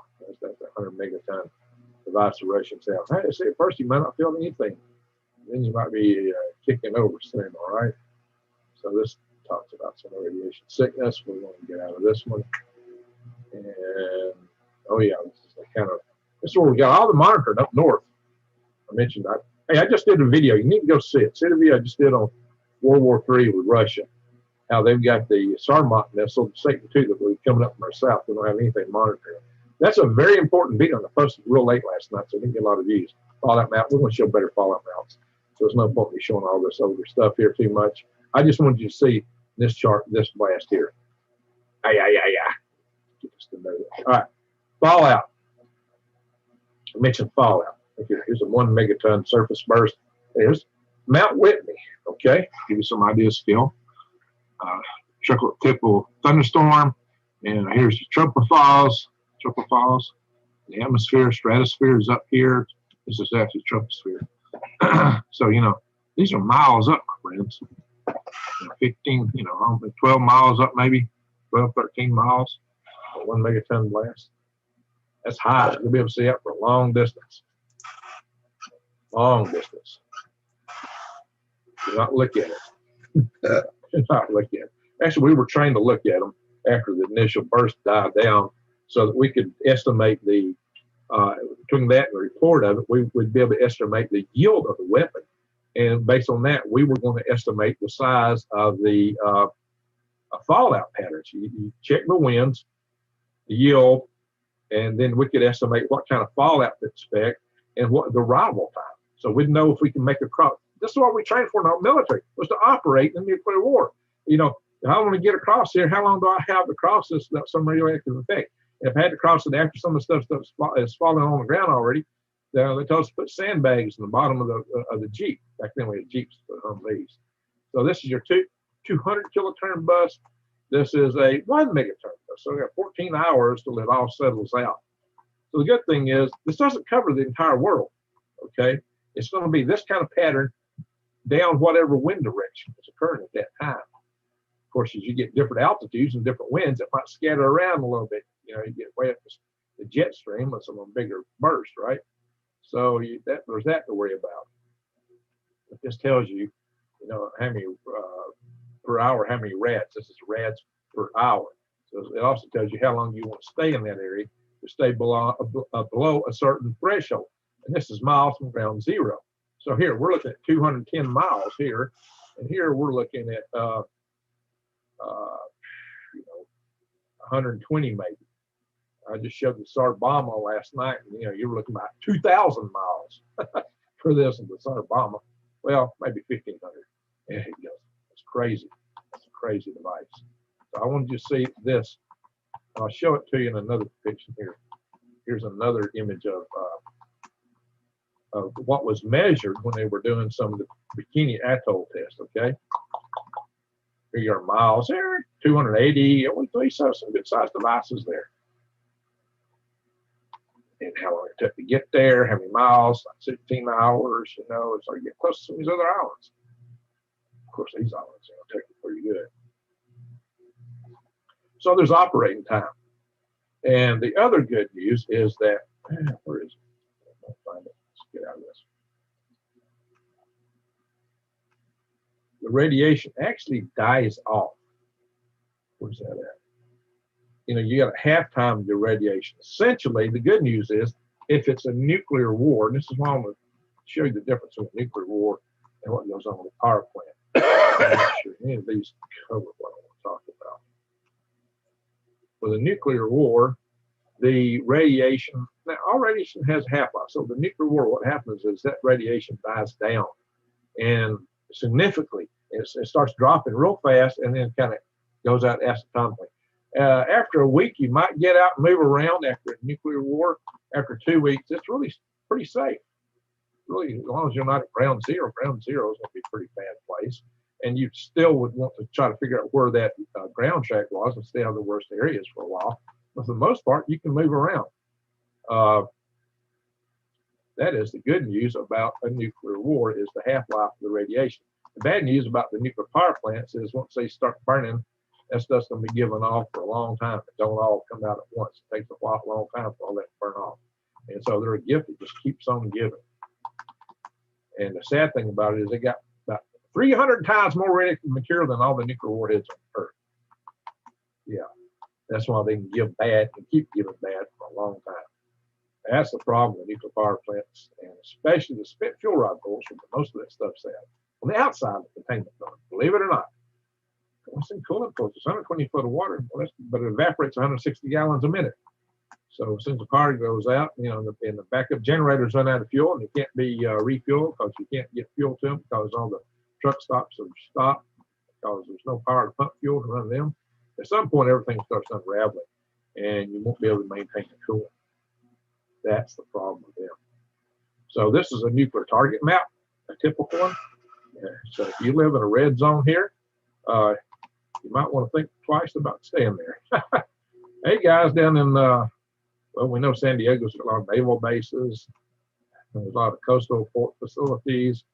Hey, look, Northern California and some places along Oregon may not be so bad. You're in the mountains high enough that tidal wave from Cascadia don't get you. When you start bombing Poseidon torpedo, you can see my video on Russia, the World War III, poking at Putin. There's the bear as bad as we thought. The thumbnail, the title. This is another idea of how the fallout may go in a large-scale nuclear war. The biggest fallout would come from where we have strategic underground missile silos, because they will hit the heck out of them. One place they're not showing is really Colorado's NORAD facility. It would get hammered hard too. And these are other military bases that they think would get. I don't know why they're showing that. And this should be right about here. So that would be Warner Robins Air Force Base, probably. Some of these Air Force bases, naval bases right here would probably get hit, probably a bit more on the East Coast. So this is a target where they're looking at most of the military targets, I suppose. So what you're going to get, this is a sample radioactive fallout. It depends on what somebody attacking us decides. All right, you see that, guys? That is right in here. This is what happens in the upper plains. Yeah, so the nuclear plants are mostly in this area, but these are silo bases, and of course you got in Colorado Springs. So all these areas are going to get hit real hard in a full-scale nuclear war. And most of the radioactive fallout are going to come from them more than the cities or anything else. So it's going to wipe out our grain belt, a lot of it, the Midwest, and these big cities in the north and northeast are going to get it hard from that. As you can see, it's estimated to be a bunch of them around here. This is targets in California. Actually, my spot's over here, so I might get a little light stuff from that, or even over here where I'm at. But I got nuclear power plants here. There's no the only nuclear power plant in Arizona is down here, and I don't expect to see anything from it up where I'm at up here. So I just want to stop for a minute and interject that and paint that as a difference in what you see from the nuclear power plant videos. Okay, we'll resume this video now, and I'll resume chatting as Galactic Greg's from my laptop. I was logged on there as Galactic Greg, so I'll resume that. The target and which way the winds are blowing when they hit us, which could vary significantly. Here's another sample that looks quite a bit different than that one. See? It shows how much radiation. But 1 to 2 weeks, shelter occupancy followed by discrimination in exceptional areas. That means you can come out some after a couple of weeks and be careful. That's for maybe that's shitty people. I guess the real red, you hide, you stay in. But, you know, this is showing a little bit different wind pattern. But, you know, hey, guys, there's certain areas that just are not looking all that wonderful, okay? The West generally does better. Generally. Because there's so many people here that live in there, so many targets. The same kind of thing with the nuclear power plants, okay? So let's give you an idea of where you don't want to be. Let's give you an idea. I'm not going to have to draw back here for us, guys. What? Does this give you an idea? And you don't want to be right here. You don't want to be right here, here. So this might give you an idea of what may not be the best place to be, but you can survive in these areas if you build the appropriate shelters. We're going to go into shelters in a moment. So, yeah, I'm going a bit long. There's a lot to cover here. This is another target fallout map. Pretty good here in North Alabama there. I'm heading out to Arizona. And so here, this one has all the winds going purely west to east instead of moving around like maybe they're often to do. So you can see there's different concepts of what this might do and how it might play. And I'm looking good here and where I'm at sitting right here in the moment, but they're not good at all. Yeah, there are some bases in Arkansas, so I'm not good at all. But I think with some of these, it might be getting decommissioned. They're moving things around. Some of the things that used to be targets are not as big a targets now. China might have different priorities than Russia. If they both attack us, holy smoking guacamole. And this is a different target map and potential radiation level map. So that's just a different view of the same enchilada. All right, so this is what happens with a nuclear war. These are targets. Yeah, there's so many people here. That's why those are targeted. People, military bases. Fort Greely, Fairbanks, that's maybe it. That's Fairbanks, actually. Which has the Austin Air Force Base. That's what that is. That's awesome. Oh, show Emma North. That's interesting. That's Austin Air Force Base. Yeah, Fort Greely would be a target on there now because it's got the missile defense. So yeah, this is heavy.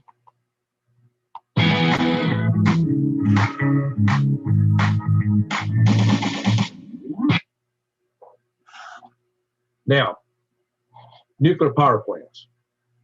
I've done a couple of videos where I've talked about what could happen with the nuclear power plants.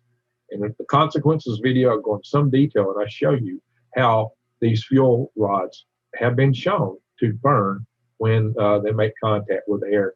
A test done by Cindy and National Laboratories in which they burnt slap up. I've had some nuclear guy was saying, "Oh no, Greg, that can't happen. It's impossible." Well, no, it not only is possible, it's been absolutely confirmed in test. So, there's so many experts out there. Well, the test data says, bam, it happens. So that tells me what I need to know. And that's, there's also what they projected, and it happened, pretty much the way they modeled it. So there are 300 times more nuclear material in the spent fuel rod pools, the cooling pools sitting outside the containment building on the nuclear power plants than there are in the warheads in the world. So just if you totally neglect the reactors, everybody talks about the nuclear reactors when they melt down. Yeah, that's a bad day. I'm ignoring that. Yeah, that is a bad day. And every one of these dots has a reactor and can give you a bad day just from the reactor. But they might be able to shoot enough boron in there if they know it's enough in advance to stop that. Of course, if they get hit with a nuke, they're going to vaporize. But they might be able to shoot enough boron in there to stop, at least the neutrons. And of course, that will hose the plant forever, and that's why they don't want to do that typically. But if you know you're about to lose the bread, that's what they ought to do. They need to put that in the protocol. For the reactor, spent fuel rod pools, you don't have to keep water on. And you really need to keep water in the reactor itself, too. Like there's the most, if you can cover the spent fuel rod pools, you can cover the reactor. Okay, that's why I keep talking about spent fuel rod pools, because everybody wants to ignore it. That's where the most of the stuff is. And yeah, you're talking something that will take of course, that Sandia test, they burn up and slap up right off the bat. But, I think a lot of that fuel is so heavy, a lot's going to pull and block together and take a while to burn. If you get like 300 nuclear wars all at once, hang it up. Of course, it might be you can just hunker down for a month or two and come out and be all right. It all happened at once and got it over with. But I think this is going to be a gift that's going to keep giving. Look at Fukushima, still keeps spewing. And the projections are they'll do that for tens of decades, for several decades, maybe 100 years. So that is a problem for survival. You can't live on the ground for 100 years. So what do? You stay out of the areas where this is going to be the worst. Now darn well that you get something like cesium-137 is going to travel around the world, so you want to get some of that stuff moving around. but hopefully it's enough to survive. We'll talk about overall survival strategies for getting into this for longer term too. So, let me change screens. Here we go. Now here's the other map. I'm not having to draw maps today. The maps are drawn for us. I did my bug out map in a recent video. This map shows, now I can come back and combine all this in a future video, right? This shows, now some of these yellow circles are plants that never were even put into business. Now it turns out like this one, Belpont, they're now talking about that it's been sold to a private company. It says they're going to build a plant here. So this red, this yellow, may go red. I hope not. But it may actually go red. But look here, these are Tennessee Valley Authority plants. Chattanooga. This is Browns Ferry, which is about 26 miles from me, where I'm at now. This is plant down in Dothan, Alabama. This is plants in Louisiana, Mississippi, Texas, Arizona. H-dot is a reactor. California, H-dot is a reactor. So look up the East Coast here. Now, where they're real thick, right in here, my friends. Right in here, up in here. Wow. Upper Wisconsin might be all right from this, but you know, once you hunker down long enough for all the radiation from these guys, that you know, if you're in a war, if there is a war, a nuclear war, and these areas are hit by intercontinental ballistic missiles, these are intercontinental ballistic missiles. Of course, there's Cheyenne Mountain, Colorado. They would hit too. So you would have massive radiation coming out from those areas. But in a couple of weeks, most of it be gone. So then you would have to worry about these plants. Because after a nuclear war, there would be a lot of EMP. I would expect these plants to I expect the first event in nuclear war would be the hits from EMP. So you can see all these plants going on. Greg, we don't have to worry about a nuclear war, you might say. So we don't have to worry about this. Well, the sad thing is the sun can do this to us. The sun can cause our grid to fail in such a massive way that our entire grid will go down. And it doesn't take a Carrington event to do it, which we had back in 1859. A railroad event like occurred in 1921 could do it. And it may be as Earth's magnetic field drops in strength that an event like occurred in 1989, the Quebec event could do it, or even a smaller event. Our shield is dropping. And it's just a matter of time. It's just a matter of time if we fail to harden the grid and if we don't do something about these spent fuel rod pulls. So this is the event you're facing. This event is almost certain, and it's the worst event.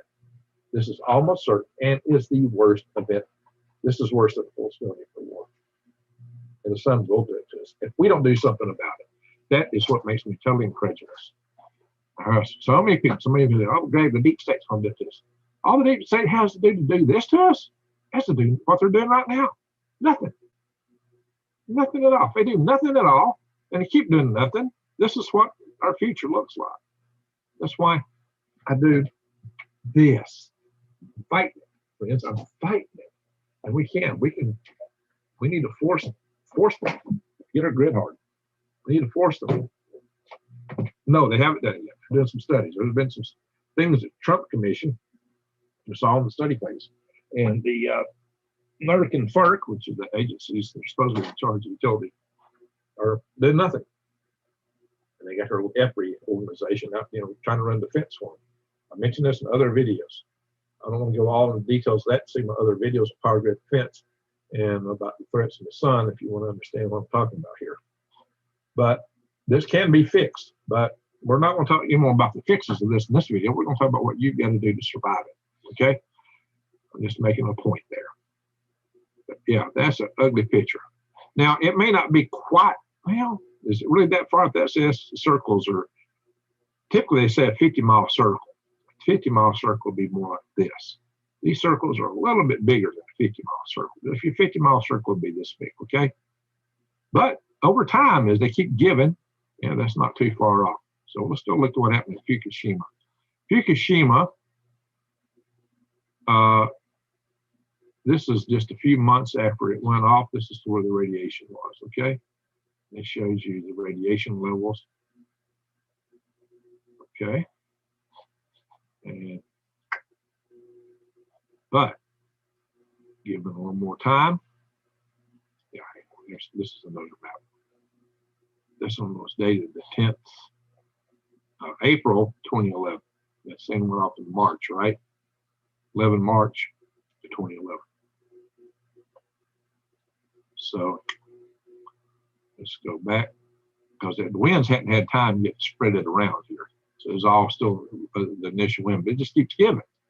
So how did that look? How did that pan out? Now, these charts, they're still old. There's nothing too recent, unfortunately. See, you see what's happening? Well, you have a predominant wind still blowing that way. This stuff's spreading around all over the island in that area. That's what this is showing. Over time, it'll keep spreading, and this red, you remember the red was right there. This red's going to get a bigger and bigger swath of all of this. So, yeah.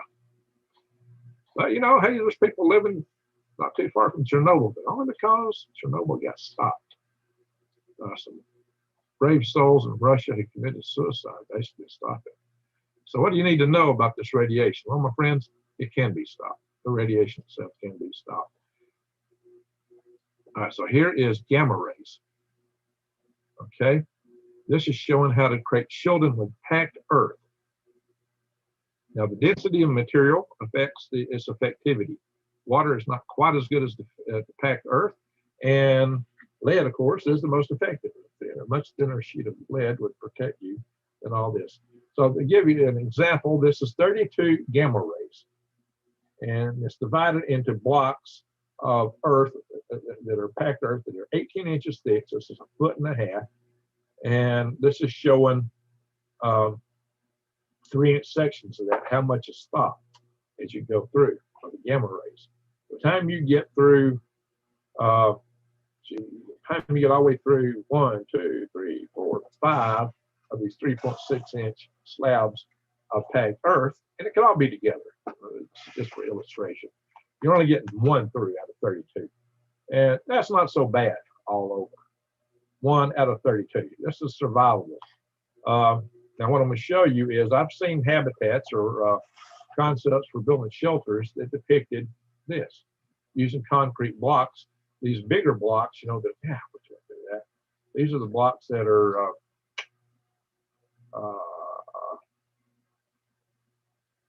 these are the bigger masonry concrete blocks, not the smaller ones. How to get out of that image there? Let me get back on this. That one, too far back. These are a foot. I'll show you. It keeps moving around. Oh, so let me just stay here. They're a foot by 8 inches by 16 inches. So they're 16 inches long, a foot deep, okay, and 18 tall. That's what that boils down to. I just want to show you. The tall is along that axis. Okay, the depth is along that axis. So one of these gets a long way toward being fat. You get a foot in here. It's 18 inches, right? So, but the shelter was depicted using 2 of these, or you can use sandbags. You can do this with sandbags. Sandbags are 50 about a foot. You get some that are actually 18 inches wide. You can do this with sandbags. In fact, I got a concept for building a home, but basically sandbags. So sandbags will absolutely cover this and so these. Now, it may not be packed as deep. That's why you probably want 2 foot of this instead of 18 inches. So just remember, you want at least 2 foot of earth. You'll pack it as dense as you can, even in a sandbag. Or you're pouring sand in here, tamp it down. That's what they were showing us one habitat concept I saw for surviving a new shelter, I should say, above ground shelter. Actually, it was above ground shelter just for surviving radiation, not the blast. So there's a lot of books out here on fallout shelters. And the concept I saw looked kind of like this.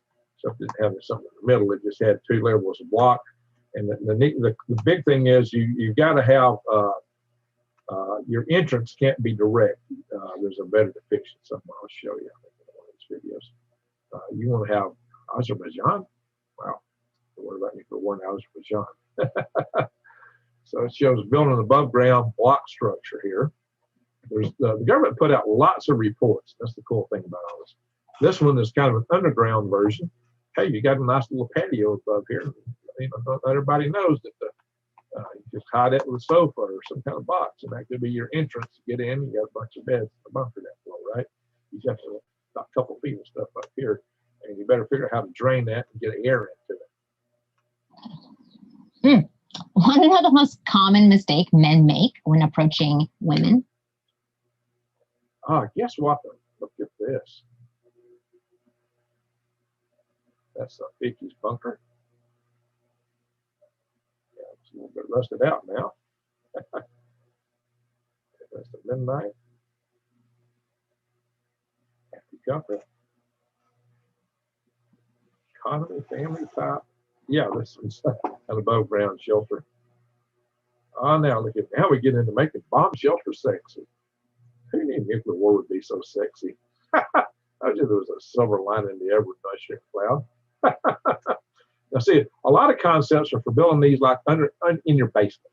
Going in your basement, put a couple, build this out, put in your a wall, put ceiling joists across here, ceiling planks, and just stack blocks up. You don't even have to use mortar. You can stack them up in there.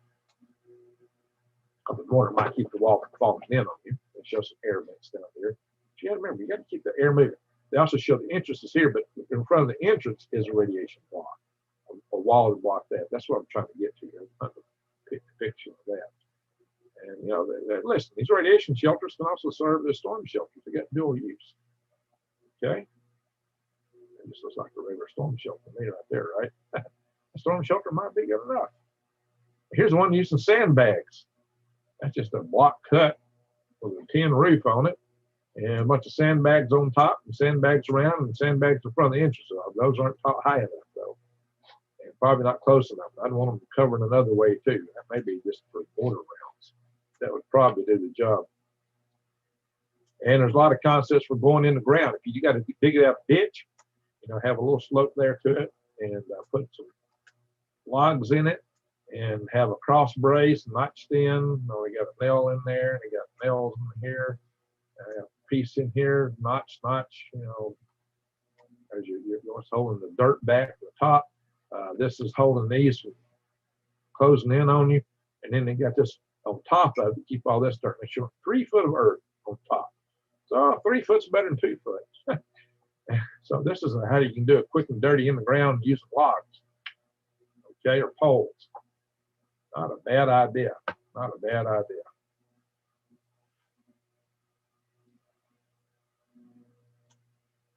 All right. This article says, hey, even root cellars can be used as a bunker. And I've seen some videos recently about building root cellars with sandbags. There you go. And sandbags themselves might work above ground if you put enough of them in there. Of course, you'd want to throw some dirt up against the back of them if you could. What we got here? I'll have to do another one. Oh, this is maps. Here we go. This is your decay. I knew I had this somewhere. This is how fast the radiation decays. You see, this is hours. See, this is instantly within the first, 4 hours. Woo, first couple of hours. Yeah, it's like off the charts here. 1,000 rads per hour. Yeah, that's deadly. That's deadly. 7 hours. 43 rads per hour. That's deadly. But it drops off. Here you got 10 rads per hour after 48 hours. Well, after 2 weeks, it drops off even more. Don't drop off as fast, but it keeps dropping. A week, you might get around if you have to. If you can stay bunkered in for 2 weeks after a nuclear war, you're better off. So we're going to talk about time after detonation. See how it drops? Doom, doom, doom. Fast. Drops off fast. The radiation level drops fast. That's what I'm talking about. I thought I had this earlier in my presentation. Just didn't have an order drive. All right, my friends. This gives you some notions here of different things out there. And let's stop the share. Let's talk about some other stuff here. All right. Your bunkers, the operations, your farm. So first and most, don't live in a city. For many reasons. I've said many times, if you're in a city, get out. Get out now.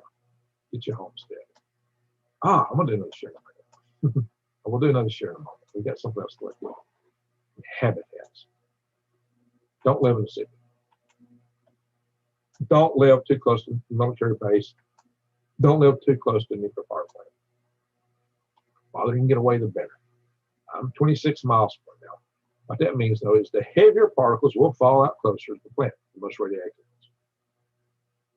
The worst thing about radiation is if you ingest it into your body.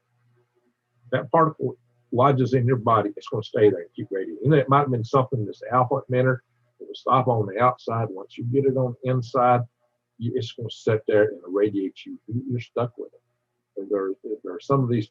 One reason to take iodine is that some of them do get in your what do you call it? Your what's that organ that starts with the T? You know what I'm talking about. The iodine protects that. And then there's yeah, your brain lock. Excuse me, guys. Yeah, I have one of the other words that's jumping in my mind right now, blocking what I'm supposed to say. But it'll come to me later. If you think of thorax, like part of a bug. There's all my historian, which is another radioactive material. So I'm totally missing it here. But all that aside, you're probably screaming, Reagans. Yeah, okay, I'll get it in a minute. So the other thing is strontium-90 is particularly nasty. And you know, if you eat radioactive contaminated fish, you might get strontium-90. Strontium-90 has an affinity for calcium. It has the same valence level of electrons as calcium.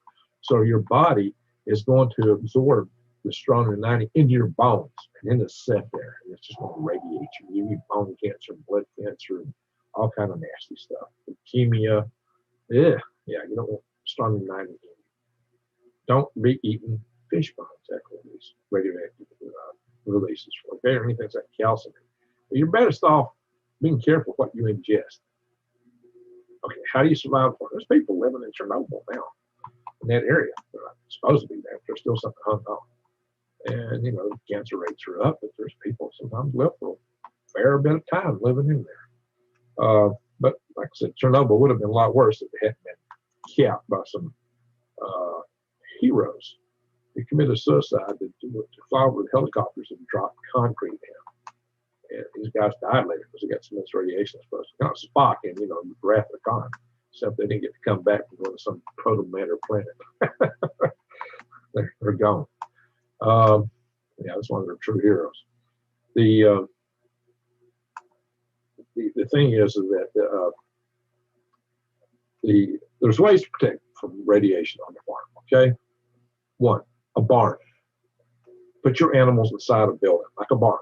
If you got the old-fashioned barns with hay loft, you're better off because all that hay is matter. The more mass above you and around you, the better off you are. Like where I'm sitting right now, I got a bookshelf behind me, and there's a garage over there with stuff in it. I've got a desk here. There's not much on this wall, but on the other side of that wall is a 300-gallon container of water with an aquaponic system. If I duck down under this table, that's going to protect me in that direction. I got a desk here full of material. I got a filing cabinet here. I got a desk here. So once I drop under this desk, I got 2 drawers. I'm protecting those, but straight out, not as good. But I do have other stuff out there, but not as much.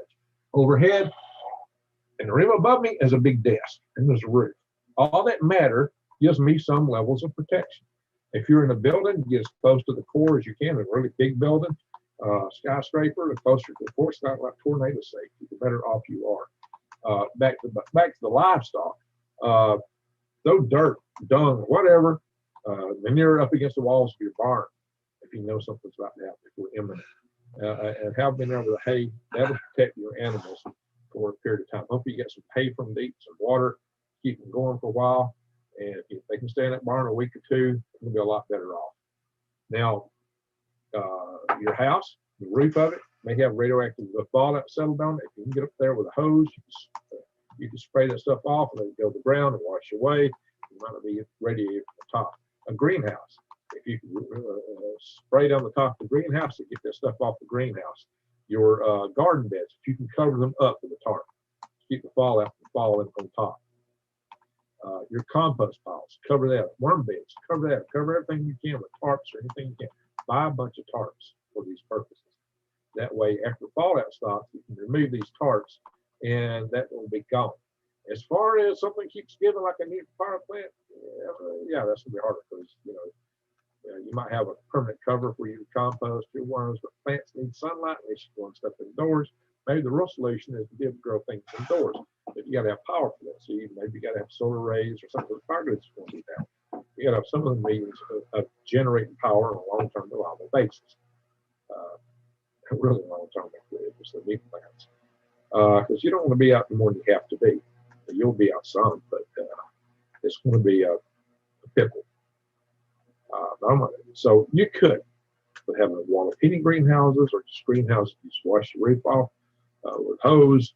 If you can grow everything in a greenhouse, you're better off because that means it won't get directly contaminated. If you're watering from water out of the ground, you're better off. Well water, because that radiation is not going that deep. So if you got well water, you got greenhouse, you're way ahead of the curve. Way ahead of the curve. That's where I'm at now. But you got to have power to run that well, or you got to have some other pump. And you might be able to do a lot of pumping. That may be what it's going to take.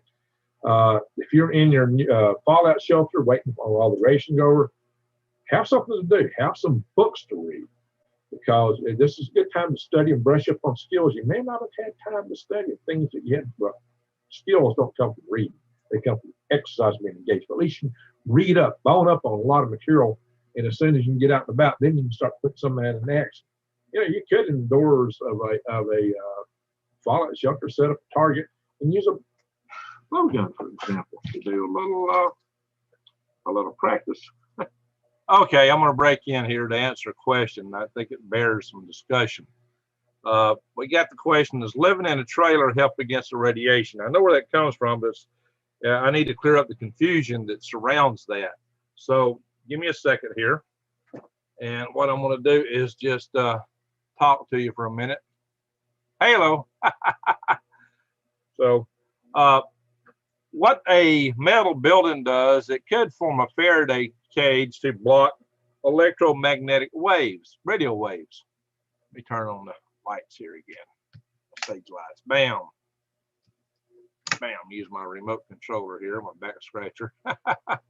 So what happens is that just blocks EM, radio waves.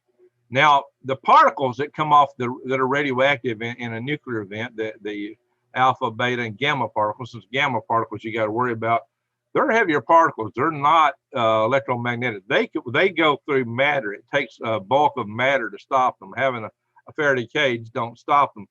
It's how much material you've got. It's the depth of matter. So if you look earlier in my presentation, it shows that. So it's a different kind of radiation. You got two kinds of radiation. You got electromagnetic and ionizing. Electromagnetic, the RF type energies, light is electromagnetic. It usually don't bother you until it gets to be real high frequencies up and around X-rays and higher. So you don't. This metal building is not going to help you from that. It might help you from the EMP, because that's electromagnetic. If you have a really good type Faraday cage, it might help your devices inside, but it is not going to stop radiation itself. It takes just matter, it takes mass to stop all the particles. It's just a game of having enough shielding and matter to stop these particles from getting through. Now, if the 2 foot works on ground, now if you had, we're talking about gamma rays, if you had cosmic rays like you get in space, you'd actually need about 6 foot of dirt, because the cosmic ray comes in so hard, so energetically, that when it hits the matter inside your shield, it hits atoms and it breaks them apart and creates secondary radioactive particles. So it turns a rifle bullet into a shotgun blast. So you have to have enough material not only to stop the cosmic ray, but to stop the secondary particles. That takes about 6 foot of dirt. Or you can go back to those charts I showed earlier, less material, the other kinds. Okay, I'm done interjecting. I hope I answered that question. And I will resume chatting as Galactic Greg's, because I've got my laptop open here and I'm signed in there as Galactic Greg's. I check out I got the dart there, it looks like. That's a target you could use indoors. It's not like the bang targets. So that's something you could do. Practice your silent hunt. Maybe get a little exercise, have a punching bag. You don't want to practice fire maintenance skills indoors, but there's some things you could do. Yeah, talking about things to do while you're trapped in your bunker and can't get out in the radioactive environment. You can hone your skills. You can maybe do some reading, at least if you got light to work by. Anyway, you got to have something to pass your time. There's some things you can study. You're not going to be on the internet probably. You may never see internet again. So watch all the videos you can while you can.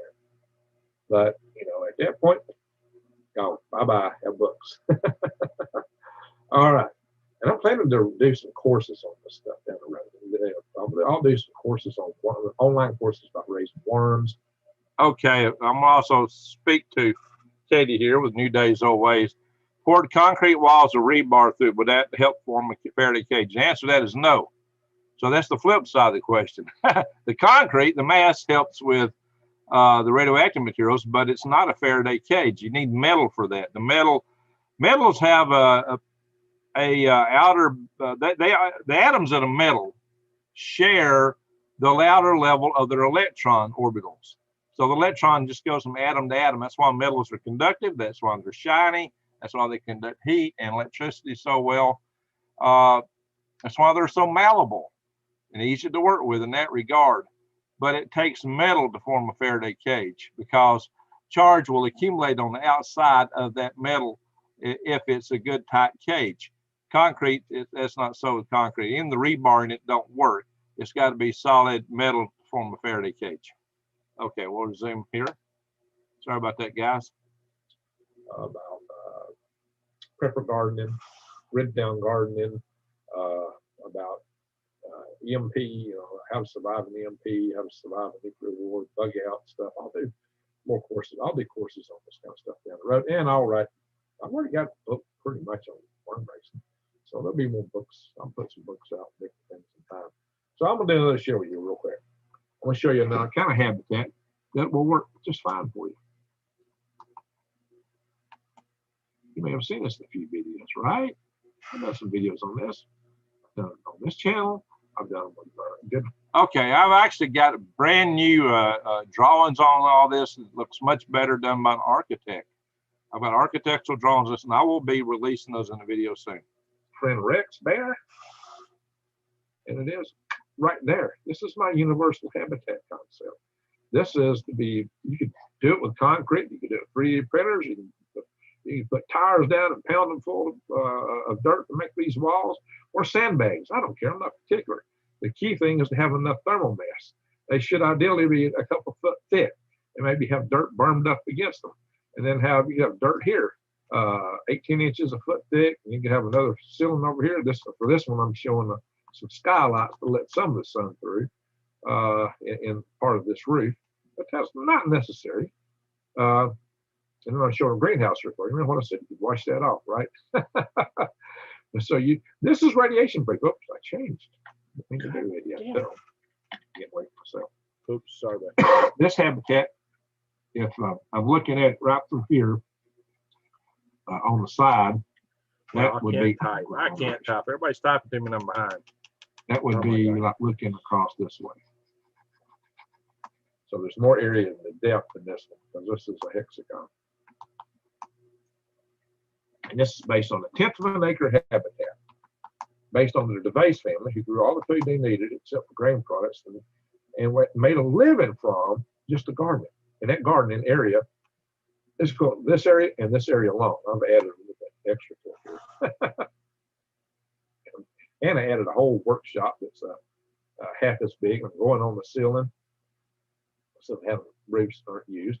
We got solar power. Look, this habitat would be able to survive anything but a direct hit, basically.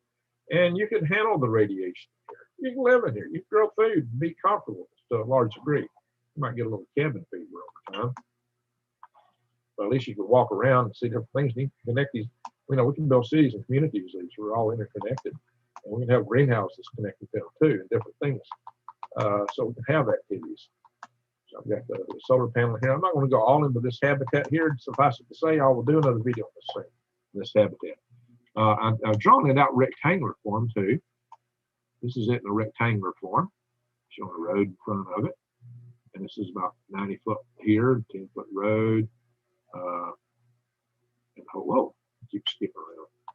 What's happening here? It's about 46 foot wide. And this is this is showing it with a terrace behind it, going behind it too. A couple of levels are going. I wonder if this terrace on it. Because this is actually that rendition. Got a bunch of terraces. What? Because this is a part of that, which is part of my Venus habitat floating in the atmosphere. Hey, stop that. Okay. Yeah, his little homes are right there. So my little home for Earth, I got it on Venus. Oh yeah, I got a simulation of this on Mars. That's why I call it my universal habitat. Work anywhere. It's the best thing you can put on Earth. Anywhere on Earth. In the Earth, in the dirt, Moon, Mars. Let me get out of this. You didn't know I was going to take you to the Moon, to Mars and Venus today, did you? Well, that's just it. Guys, everybody says, Greg, you're all damn way. Well, if we survive, that's what we can go. The universe is open to us. There's wide, beautiful possibilities if we can survive this day and age we're in. We just got to get through what we're in today. We got to survive it. Hopefully, we prevent these things from taking place. And I'm working on that.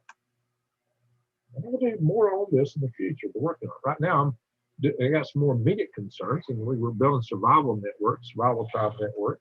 And we're starting our Freedom Restoration Foundation. It's already started actually. We're setting up a website for it. And if you want to join the Freedom Restoration Foundation, email me at info@freedomrestorationfoundation.org and put freedom in the subject line. If you want to join my survival tribe groups, put tribes in the subject line. My Power Grid Defense site got taken down by GoDaddy. I don't know why they should have taken it down. They really messed up my website. I took my worm site down, but they put something else in there. It's like, really? I called them and told them to fix it. Oh, we got it fixed. And I went back to what I fixed. So GoDaddy is not satisfying me right now. But we'll be doing more on this. I am now the state director for Alabama for Dr. Peter Vincent Pry's Homeland Defense Organization, and Power Grid and Homeland Defense, not part of the Department of Homeland Defense by any means. We're not for the deep state, my friends. The deep state is what's getting in our way as we're trying to get things fixed. So we're trying to fix that. All right, I've gone long. So suffice it to say, what I've done here is I have taught you the different forms of radiation. I have taught you the different threats from nuclear war and the nuclear power plants and the spent fuel rod pulls. I have covered what the fallout patterns look like, where you've got to avoid, you hunker down to avoid the fallout for a couple of weeks. I've covered shelters. I've covered the nuclear power plants and what areas you need to be out for that. And I've covered shelters. I had talked about different kind of shelters you can live in. I've talked about strategies to live, in terms of your greenhouses, your compost, your garden, your animals, yourself in your own house. If you can't get out and get a shelter, I mean, if it happens tomorrow morning, you don't have time to build a shelter, find these places where you got the most matter to protect you. And for me, the best place in my home is where I'm sitting right now. And I got a few feet here to work in, and that's about it. So, yeah, I think I would get ducked down really low and stay on the floor. I can pull something over on top of me. Pack a bunch of stuff under my desk here in that direction. I've not got a lot of matter in these other directions. So, if the more matter you've got to block these gamma rays and things like that, the better off you are. The gamma rays are also the things that cause cosmic rays cause the cloud nucleation. Cosmic rays, I didn't go into that. Those are accelerated atomic particles that accelerated to 10 or more, or maybe even 9 tenths the speed of light. Worst of course being the iron nuclide, but it doesn't take an iron nuclide to be very energetic. These cause they hit other atoms in the upper atmosphere and break them up and cause them to become ionizing particles. They hit other atoms and it cascades for a while before it plays out. That's what the patterns you see when they draw a cosmic ray. Looks like it's just shooting out like that. Well, it's not. That's all the secondary particles it creates. And those ionized particles cause cloud nucleation, and that's what causes the increase the albedo of Earth in the solar minimum. That kind of cools things down. There you go. Now you understand that. So we've covered a lot of ground. We've covered ground to keep you around. So it is survivable if you're not in ground zero. Yeah, if you're standing on ground, you hear something, you can look up and go boom. Of course, it happens fast, you won't hear anything. But if you're standing at ground zero, you will, if you're lucky, be a photographic image. Somebody will discover something. It's like, there was a person here. Get out of the cities. Get out of the cities. That's the most important thing you can do for any prepping. Get out of the city. Get out. Leave.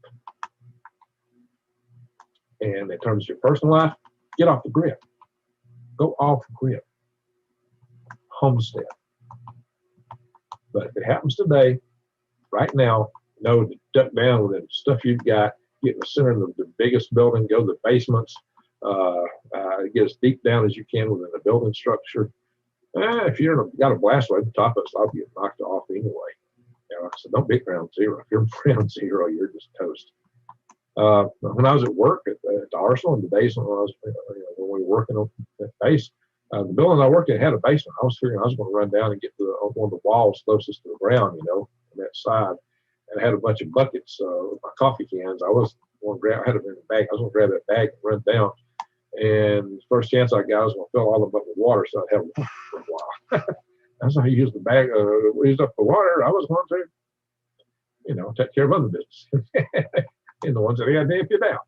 That was kind of my strategy for getting by a couple of weeks underground and building 4203 Commercial Space Flight Center. You got to survive somehow, guys. And, it's a plumbing that can be working.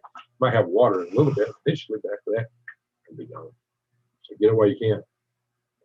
Just remember that. Get your water.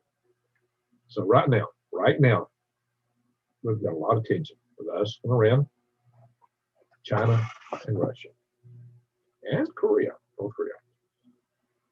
That could lead to these kind of things. The sun is coming out of a sleep cycle and it seems to be swinging. As our magnetic sphere is, our shields are down.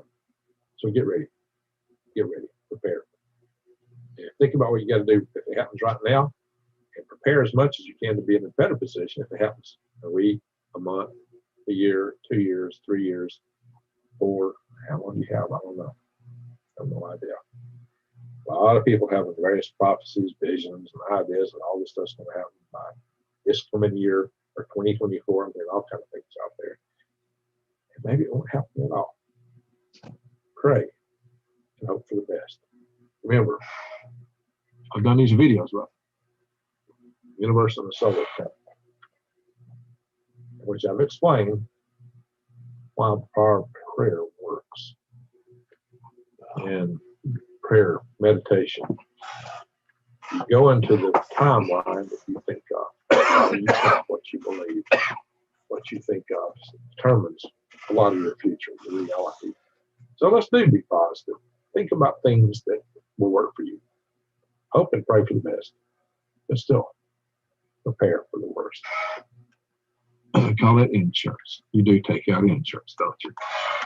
Same thing. All right, my friends. What I want you to say is, Greg, I'm ready to duck and cover. It's kind of what that is, ain't it? Cover with all the radiation children. It's a bit more than just, get kids in school doing that. But if you say, Greg, I'm ready to duck and cover, I know you watched it to this point. And I really appreciate when I read the comments, when people are telling me those kind of things. And I know they've watched this. So my friends, we've gone long, but we had a lot to cover. We didn't duck, did we? All right, my friends. With all that, I'm going to say, take care, live long, and prosper.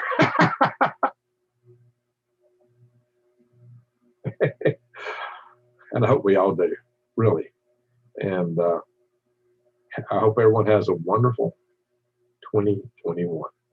Thank you, my friends. And goodbye. All right, guys. Hello, this is Greg Allison, Green Greg's, Hang on. coming to you on the Did not mean to restart that. I was trying to stop it. Hey-o. There we go, guys. Woo-wee.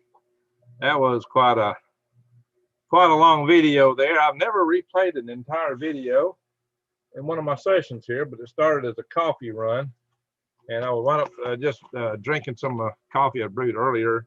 I thought I started another pot, and I ran upstairs a minute ago and discovered, well, I did not start a pot. I just poured the stuff in it, and I ran back down here, didn't hit the on button.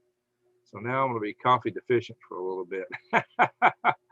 Yeehaw. So, yeah, Andrew, look, guy, you know, we don't know what's going to come or when it's going to come. All we can do is make the best out of what we got and try to be right with our maker and our friends and our family. And, you know, you never know how long you're going to live in life. People get, you know, I had a wreck, you know, back in April. I was lucky to survive it. I got hit in the rear end by a big truck, knocked into a light pole. That could have went real badly, but you just never know. Things change in a split second, and this may be that way with the world. We've had several close calls that could have got us in the nuclear war, and somehow we managed to get through them all. But you can't always guarantee it. That's why you need to prep. But you need not fret. I always say, don't be scared, be prepared. And know this, that even on the other side, it don't mean the end of life. It means a different life if you survive. But you can always, look, our ancestors found happiness in the worst of times. They found ways. They didn't know it was the worst of times. It was just the times they lived in, is the way it was. And, you know, they just made a life. You can always make a life. You're probably a young single guy. You can always eventually meet someone if you're taking care of yourself and start a new life and a family. And so you got hopes there. There's things you can do. So please don't fret too much about it. Just do the best you can. That's all you can do. So there we go. So let's see here. I'm going to see what I missed here in the chat. So let's see here. Randy comes back in 1999. They had to have radiation therapy. They marked me wrong, and I got the beam in the wrong places over a week. Oh, so you had to redo it. So you had radiation sickness. Oh, that's not good at all.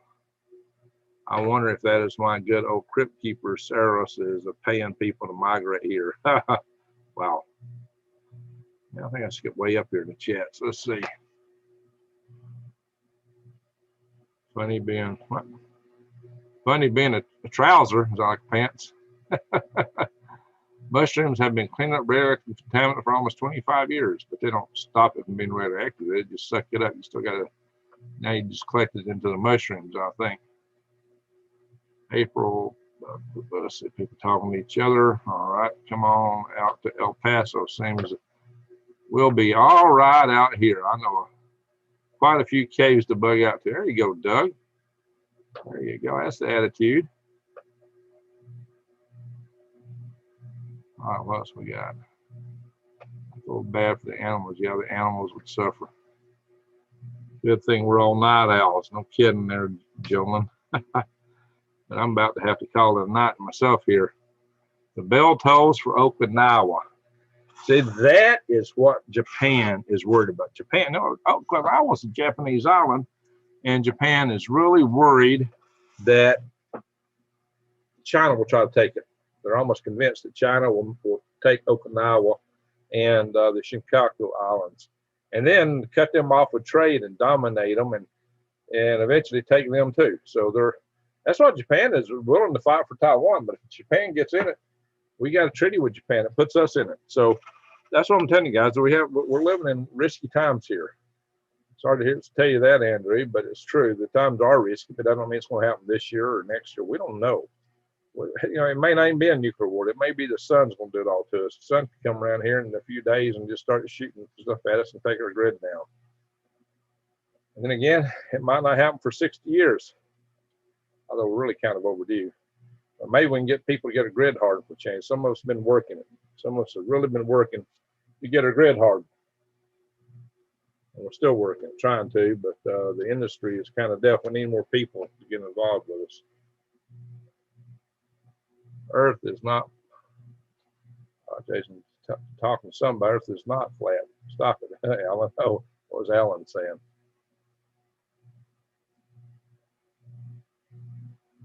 Missed that. No, sun is not smaller than Earth.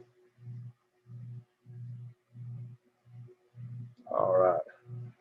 Why does the moon have phases? Sometimes you can't see it. Okay. China is still mad about Japan's unit set. Yeah, well, yeah, China is mad at Japan. They absolutely are. They never really forgave the Japanese for what they've done to them in World War II. So there's a lot going on between China and Japan there, guys. And that might up the ante, and it might be that, you know, it might be that China would eventually nuke Japan. But see, I think they were bluffing just because they know if they nuke Japan, that we're going to turn around and nuke the crap out of them. If they nuke Japan, we're going to turn around and hit them hard at that point. That's what I'm thinking. And I think they ought to know that. So Xi Jinping, you know, for some of your guys are listening here, you know, here's the message for you. You nuke Japan, you're going to be a hot glass parking lot. Bank on it. Put that in the bank, buddy. All right. And it ain't coming from me. I'm just stating what's going to happen. And it ain't got nothing to do with me. I'm just letting you know. I don't have my finger on any button. I'm not even calling for it. I'm just telling you, we got a treaty with Japan, and you know it. So you're just bluffing them. And the Japanese probably know it too. So you mess with Taiwan, the Japanese are going to stick up for them. And then we come in right with the Japanese. You know that. So let's see. Granny Lana says, I agree with Arnold. Green Greg has educated. So, well, thank you. Thank you, guys. Thank you. Any prepping books we should get? Everyone you can. Everyone you can. Best thing to do is just get out and start practicing, guys. Start practicing. Start gardening. Get out in the woods. Camp out. Develop some woodcraft skills. Start tying some knots. All that good stuff. Build you some shelters. Make campfires. Learn how to do all that stuff. Learn how to hike and do so quietly. Colorado Jan says, the thing about Russia is they had enough common sense to realize, let me scroll back up. They had enough common sense to realize if they shoot nukes at us, we'll shoot them at them. I'm not sure China has a common sense. Yeah, I don't know. Something different about China. It really is. There's something different about China in that regard. Let's see.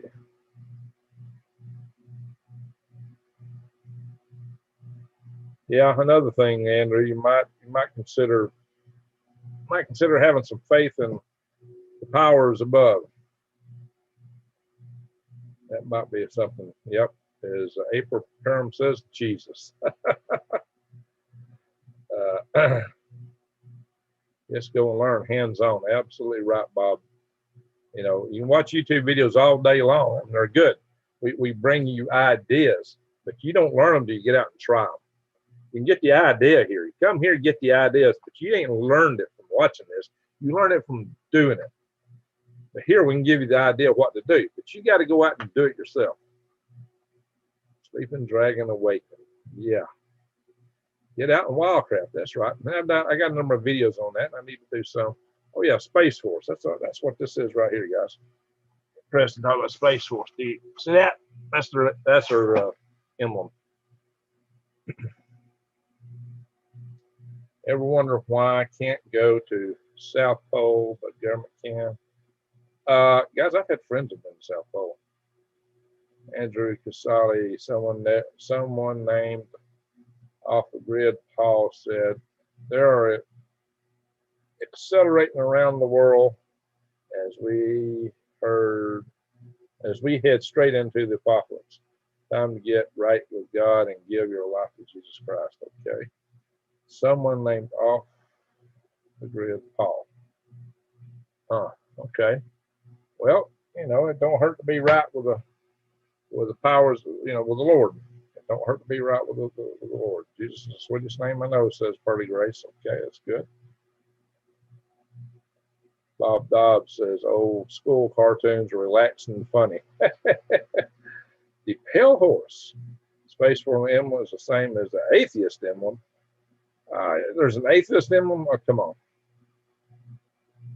If you don't believe in anything, why you got an emblem for it? That don't even make sense. All right, Bob Dobbs. I heard SpongeBob and Marvel, DC. There is a wall there. No, there's no wall, Ellen. Alan, listen, let me ask you this. How is it you get long, how even the short-term comments, I hate his comment, it takes 76 years to go around. You know, if there's a wall up there, if there's a firmament, how does that work? It don't. How do you get comments? Some of them are thousands of years, some are hundreds of years, some we've seen come back again and again. And then there's like this big one coming through now. These things are real, and they go way out in space. There's no wall up there. And I think the word firmament is misunderstood in the Bible, I'll be honest. I think it just means it's where the stars are. You know, we interpret God's words by our own understanding, and it goes through the humans that wrote the book, and we're nothing but meat servos. Everybody writes everything according to their worldview. So I wouldn't get too hung up on that.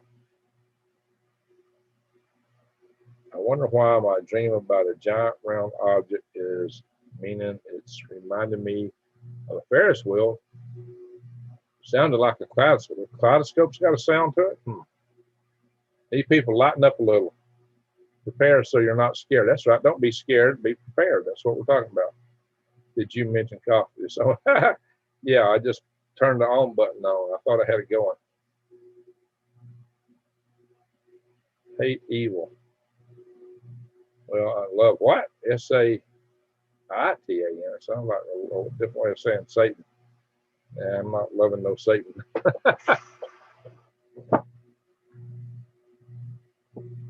All right, let's see what else has been said. And Jason, prepare for the end of the world. Well, Andrew, it depends what you call the world. And will it end right now? Don't know. You're really pessimistic about it. I mean, yeah, I've told you guys to be prepared. We got a lot of things to be concerned about. We do, it's real. But we don't know what's going to happen. We don't know when it's going to happen.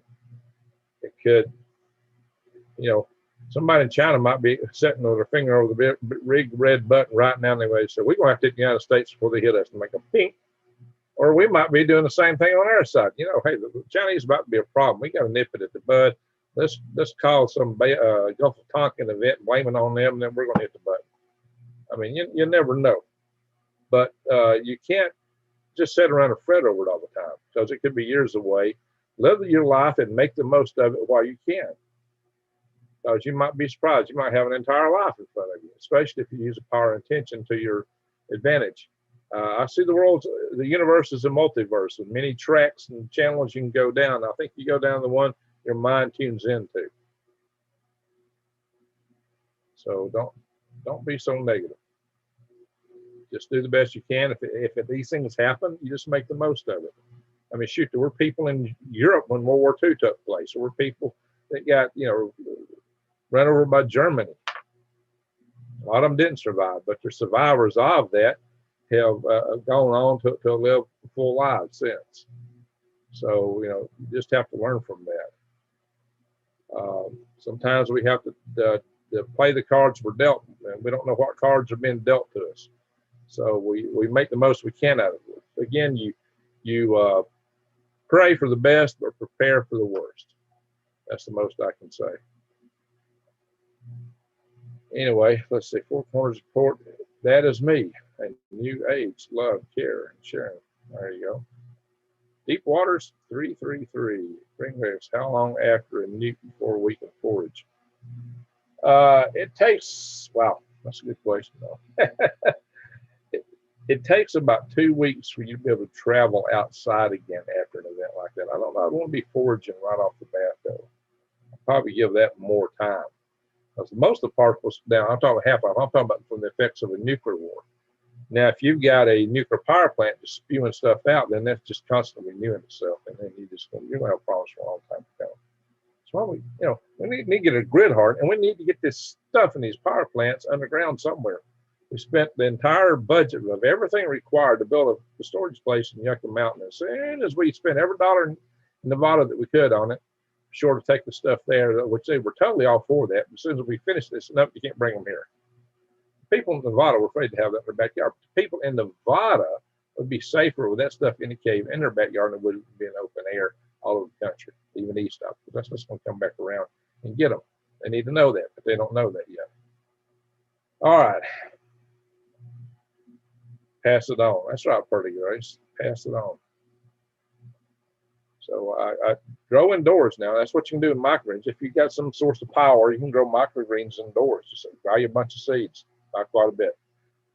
Tennessee, it rained for 7 days. And you know what? A tray of microgreens will feed you longer than you think. There's a lot of stuff in there. They might look little, but holy smoke. You can eat off them for a while. Schindmeyer, hi, Greg. Tennessee, it rained for 7 days. 7 days and 7 nights. Yeah, we've been getting rain here. It's crazy. Lots of rain. It was raining just a little bit outside. I stepped outside a minute ago. It was raining. All right, guys. Let's see. FYI, I just finished writing the code for KLW Zello. So when you go live, your members on there get notified. Just test it now. So they didn't get notified before? Oh, when I go live on here or when I go live on my Zello? Dr. H, which one is it? Is it when I go on Zello that they all get notified, or when I go live here? I don't know. Tell me what that is so I'll know. Bob Dawes says Goon Night. Goon Night. That's a good one. Goon Night. I like a goon sometimes. Hey, New Days Old Ways calls her dogs goons. She's got some big dogs. You still with us here, Katie? Goes down, you might be happier with life. You won't have to worry about the government or the utilities. You want the money, no utilities, no bills. Woohoo! Win-win situation. Hey, like I always say, there's a silver lining around every mushroom cloud. Somebody. Everybody loves somebody sometime. So, have some cheer, Andrew. Have some cheer. You're among good company here. How old are you, Andrew? Green Gregs, when you go live here on YT, then Zello members can mess stuff. That's cool to know. That's good. All right. I didn't get enough. Well, I didn't put a notice out before I started this video. I just started right up off the bat. I didn't. You know, you can post a thumbnail before a live session, but you got to set up stuff on YouTube. You got to set up stuff inside of Zoom, and then you got to cut and paste and do this and do that and do this and do that. I mean, you can take a half hour doing that. Now, I just didn't have time. So, Dr. H. at Green Greg, so you go live on YouTube. 5 minutes later, Zello members get a notification with a link to your show. Very good. That is great. Katie has come back. New Days always says they need to pull a wagon. Yeah, put them goons to work. Yeah, they could. They could pull a wagon. You'd have to put some reins in. You have to put bits in their mouth and some reins to keep them running away with you.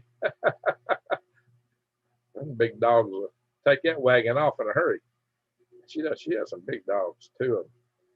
Susan Hudson, read the Bible, enjoy every day. Great video, great information. I'm going to watch again tomorrow. Good night, everyone, and thanks for. Well, thank you that you want to watch again. Share this video. Share my video prior to this. It's intended that you watch the other video first. If you haven't watched it, go back and watch it. So it's really important that people get in there and see that video. But I put a lot of information in this video. But the grid down worse than you can imagine. You really, really need to see that one. I'm going to do a refresh on it just to see how many views it's got. I hadn't went through and answered all the stuff on it yet. Now, it may be that the views on that have slowed down since this one's gone, but sometimes people will watch that instead of watching a live session. So I'm going to hit the renew button on it, get a count, or go down to add a list. I've hit the review, so I'm going to hit the stop button. Oh, wow, what's going on? We're very satisfied with the price and quality that we get. And the seeds came fast. And like I said, they've all sprouted. She won't stop playing. Hello, this is. There we go. Sometimes you hit the button, make it stop playing, it just won't stop. Okay, that video is still doing well. Clicking the analytics, it's got over 1,400 views on it.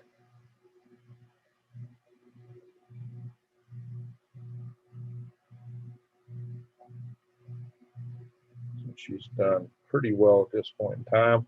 I probably having this video running is probably subtracted from it some. So we'll come back out the studio from there. I'll check the content of some other videos, the one prior to that. Okay. All right, we've been doing good. Impression click-through rate, watch time are better than normal. So that video's done well. That video's done really well. The predecessor video to this one. I assume that this video will do pretty well. That nuclear bug out safe zone and shelters to survive the apocalypse video had 4,000 views. That's one of my better videos, guys. And I got another bug out video y'all should watch. And that's pretty good. Let's go back here and see what guys are saying here. What are y'all talking about? And we're about to call it a night here. Jules, okay, let's see. All right, so Andrew says he's not a Christian. Okay, well.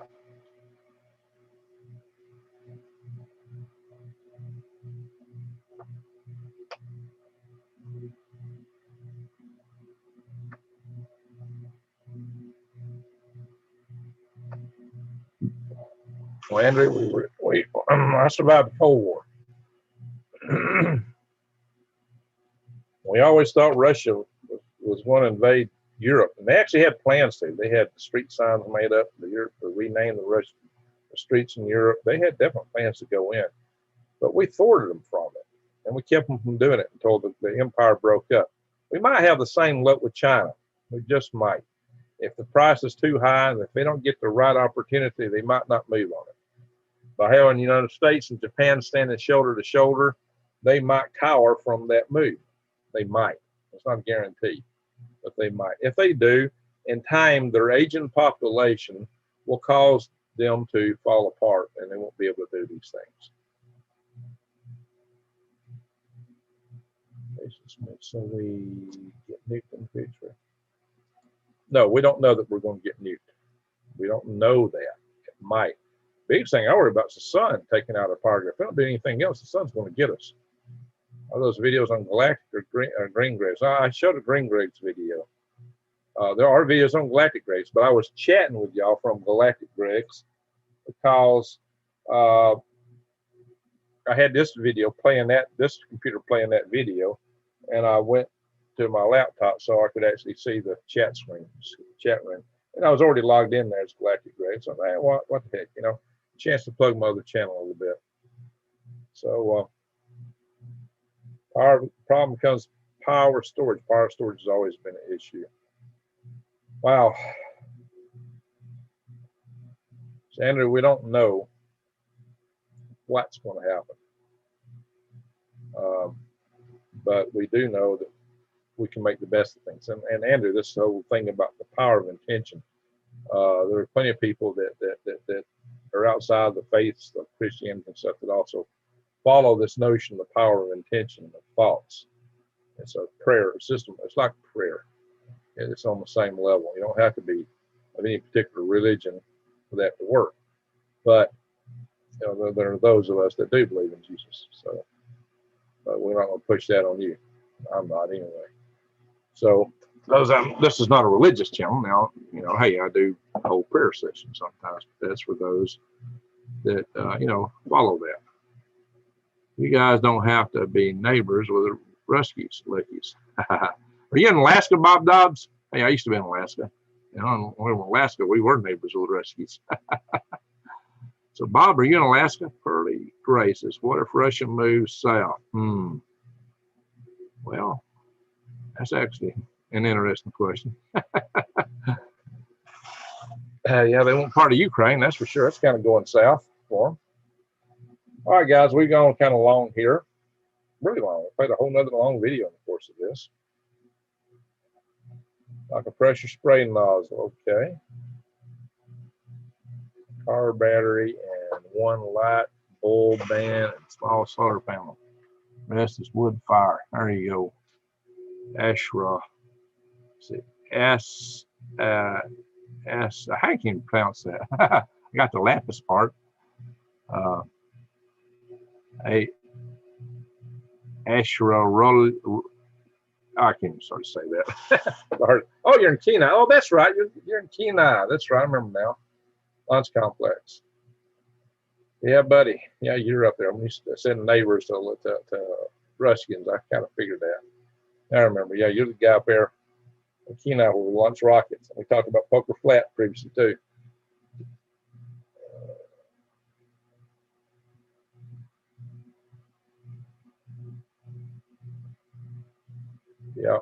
Yep, that's right, Arnold.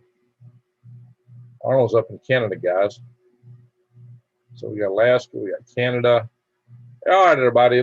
Everybody tell us where you're from. Where you from, everyone? That's gonna take a few minutes. The chat session is a lot slower than me talking. Oh, Spider-Man. Where's everybody from?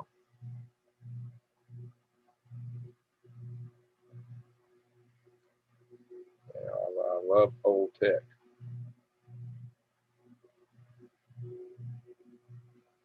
All right.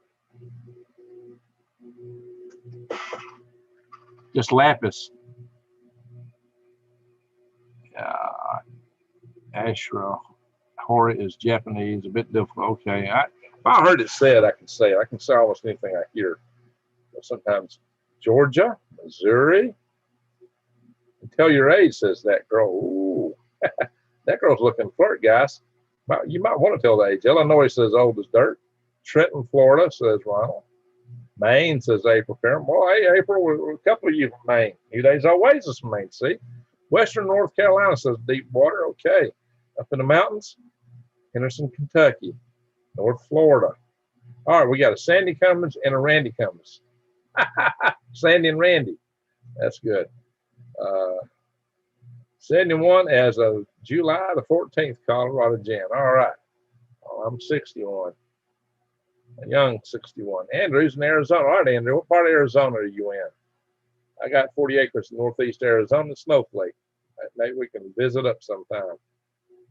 And there's some fairly safe places around it. Atlantis. All right, Jason. Atlantis, Texas, 55. Like a speed limit, that girl. 55. All right, that girl. We're in Texas now. I see now. Yeah, that's a big place. So Dallas in limit, that girl. Where in Texas are you? You know, I got a daughter in Spring, Texas, by the way. Germany, 51st state of America. Wow. Colorado, says Four Corners Report. Okay. So we got a couple of you from Colorado in here then. Jan from Colorado.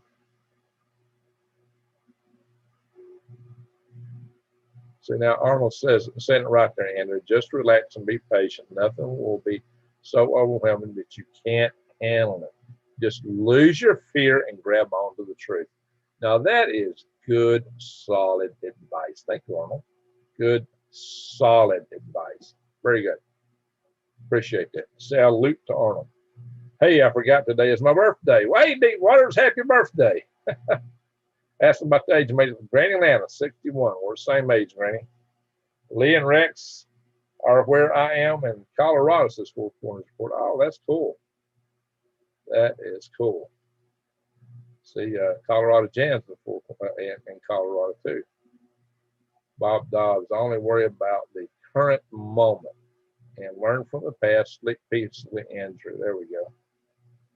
Well, when you're young, got your whole life in front of you, and you're not sure about things. I can see where a young man like that would be nervous. But take faith in those older guys who've been through it. And, we worried ourselves early as what was going to happen. I mean, nobody wants to die. I remember when I was packed up thinking I was going to Iran. You just have to accept it sometimes. Thought I was on my way to Iran during the Iranian hostage crisis at Fort Bragg, North Carolina. Had everything packed and ready to go. All right. Let's see. Green Graves, you're doing a great thing with your channel. We are all family. That's right. We're all family here. Just remember that.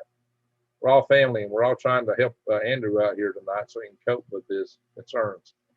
So we got Nevada. Yeah, I almost went to Nevada. I got hired by Bigelow, but they drug out my hire date, and I got a better offer here at home. Daniel Consider this thought a sealed double bowl, 3-axis gyroscopic cockpit with a hole in the bottom and a vent in the top, spinning the inner outer shell stabilized. Water on the edges. Right flanges spinning correct left. All right, let's see that. Happy birthday. Deep water, you got somebody singing happy birthday to you there, Mr. Lapis.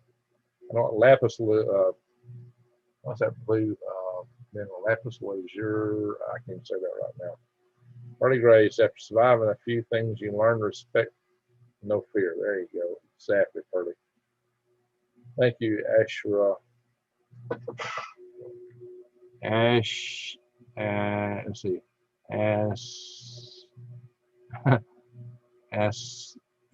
Roya. I can't say that. Oh, dang, Granny and Greg, I'm older than y'all. Oh, okay, you're old as dirt. Well, that's what your name is, right? Colorado Jan 71, same age as my brother Andrew. Watch Dr. Strangelove. Dr. Strangelove, stop worrying about the bomb. That's right. Jason's got it. So if you're the one guy in a bunker with 50 women, you got it made, dude. 333, and I'm 1 year wiser, exactly. And Frazioli, Frazzoli, not Frazioli, but Frazzoli. Good morning, everyone. Hey, Frazzoli, are you in Italy? Movie. Yeah, we're about to call it a day here, or a night. Lapis, Yeah, that's it. Lapis lazuli. Thinks it's lapis lazuli. Yeah, I'm just one lapis I can say. No, I know he's not that. I know that's not the name, but it's the only other lapis I know.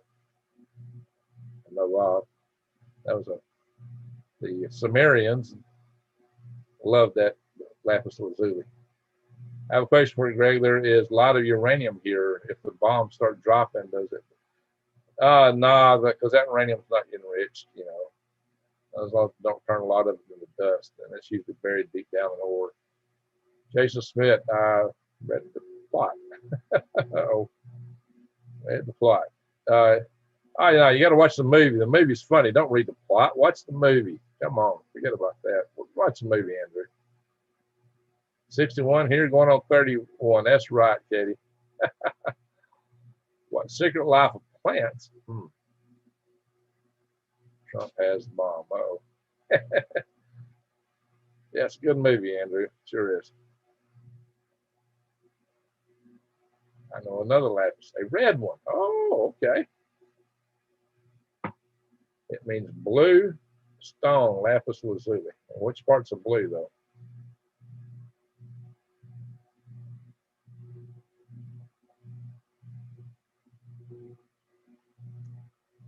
Simon hadn't kicked in yet. Where are you, Frazzoli?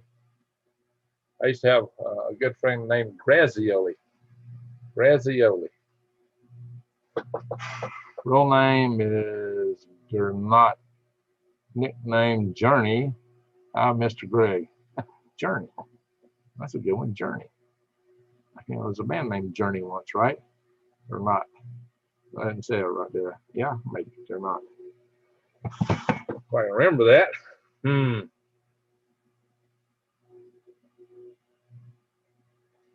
early to plant callers. Just a little bit too early, I would think. Bob Dobbs, Secret Life of Plants is good. Alrighty, guys. Michigan. Oh, you are up late then. Now advices for elders to break the ice of the headstrong. Yeah, good band, Journey. There you go. You're my new Art Bell. Oh, I'm your new Art Bell? Wow. Yeah, maybe we should start a whole new show, a late night show. Just cover all kind of stuff. No pole ticks. Pole ticks. Yeah. Pole ticks and pole cats. They kind of go together, don't they? Alrighty, guys. It's been good. It's been fun. Folks are starting to drop out now. We're getting down to 95. Folks are going to bed. I probably need to head toward bed shortly. I got a few things to do before I do. It's been fun. Actually, I always y'all cheer me up. I always love it when we have a live session. I wish I had time to do more of them. And I do need to do some videos for Galactic Gregs, and I need to do some more stuff for this channel too. But it's hard, man. I'm having to juggle a lot of irons. I got my day job, keeps me real busy, and everything else in the back. I got too many irons in the fire. I thought it was 200 miles away. What, Alan? I thought what was 200 miles away? All right, guys. Thank you, Jason. All right, everyone. I really want to thank everybody for watching. I want to thank the mods. You mods have been busy tonight. You've done a lot of work. I don't know what all y'all contain, but y'all been busy tonight. A lot of people, y'all, you mods are always knocking comments out before I even see them. It's like my first glance at the comments where y'all deleted it. Every time somebody else. So guys, we're don't take offense at it. We just got to keep the channel clean because this is a family channel, and we also don't want to say things that's going to get us knocked off air. We know some other channels that got knocked off air because of what their users said. I wish it were, but this is not a free speech platform on YouTube. It belongs to YouTube. It belongs to Google. And they get persnickety about things you say these days. So having a YouTube channel, especially when you're talking about what's going on in the world, it's kind of like walking on eggshells on thin ice in an earthquake. So that's what we're doing here. On eggshells, on thin ice, and earthquake. Now, I'll put that in a shirt one day. I'll do some work one day. I'll do some t-shirts and such, right? Prayers for Andrew and find some peace. There you go. So hope Andrew finds some peace. Stacy says, thank you for the family, and you are my aces, Greg. Well, thank you there, Stacy. All right. So no War 3 or New War. We don't know, Andrew. We just don't know, but don't fret on it. Look, guys, I grew up in the Cold War. We thought every minute was going to get into that. And there were several close calls. There were several times that almost happened, some accidentally, but it didn't. Fortunately, it was kind of like Russian roulette. We lucked out. There's more players now, so it gets riskier. All right, Andrew, I hope you get some sleep tonight. Forget about this stuff and sleep. Let's see what your dreams bring to you tonight. So, and Arnold says, thank you again, Rocket Man, for exercising your limited freedom of speech. May God continue to bless each and every one of you, your viewers, and Andrew too. There you go. And Andrew, absolutely. Andrew too. But he doesn't believe. We'll wish him the best. All right, everyone. Thank you. Hey, I got a super chat tonight from Amanda B. Thank you, Amanda. Amanda's always been a sweetheart. Thank you, mods, for all the work you've done. And thank all of you who came in here tonight and watched and participated and chatted with us. And Andrew, thank you for sharing your thoughts. I hope we will help make you feel a little better. So we'll see how it all goes. Thank you, everyone. And good night. Good night to you too, Andrew. May you sleep well tonight. May everyone sleep well tonight. Live long and prosper.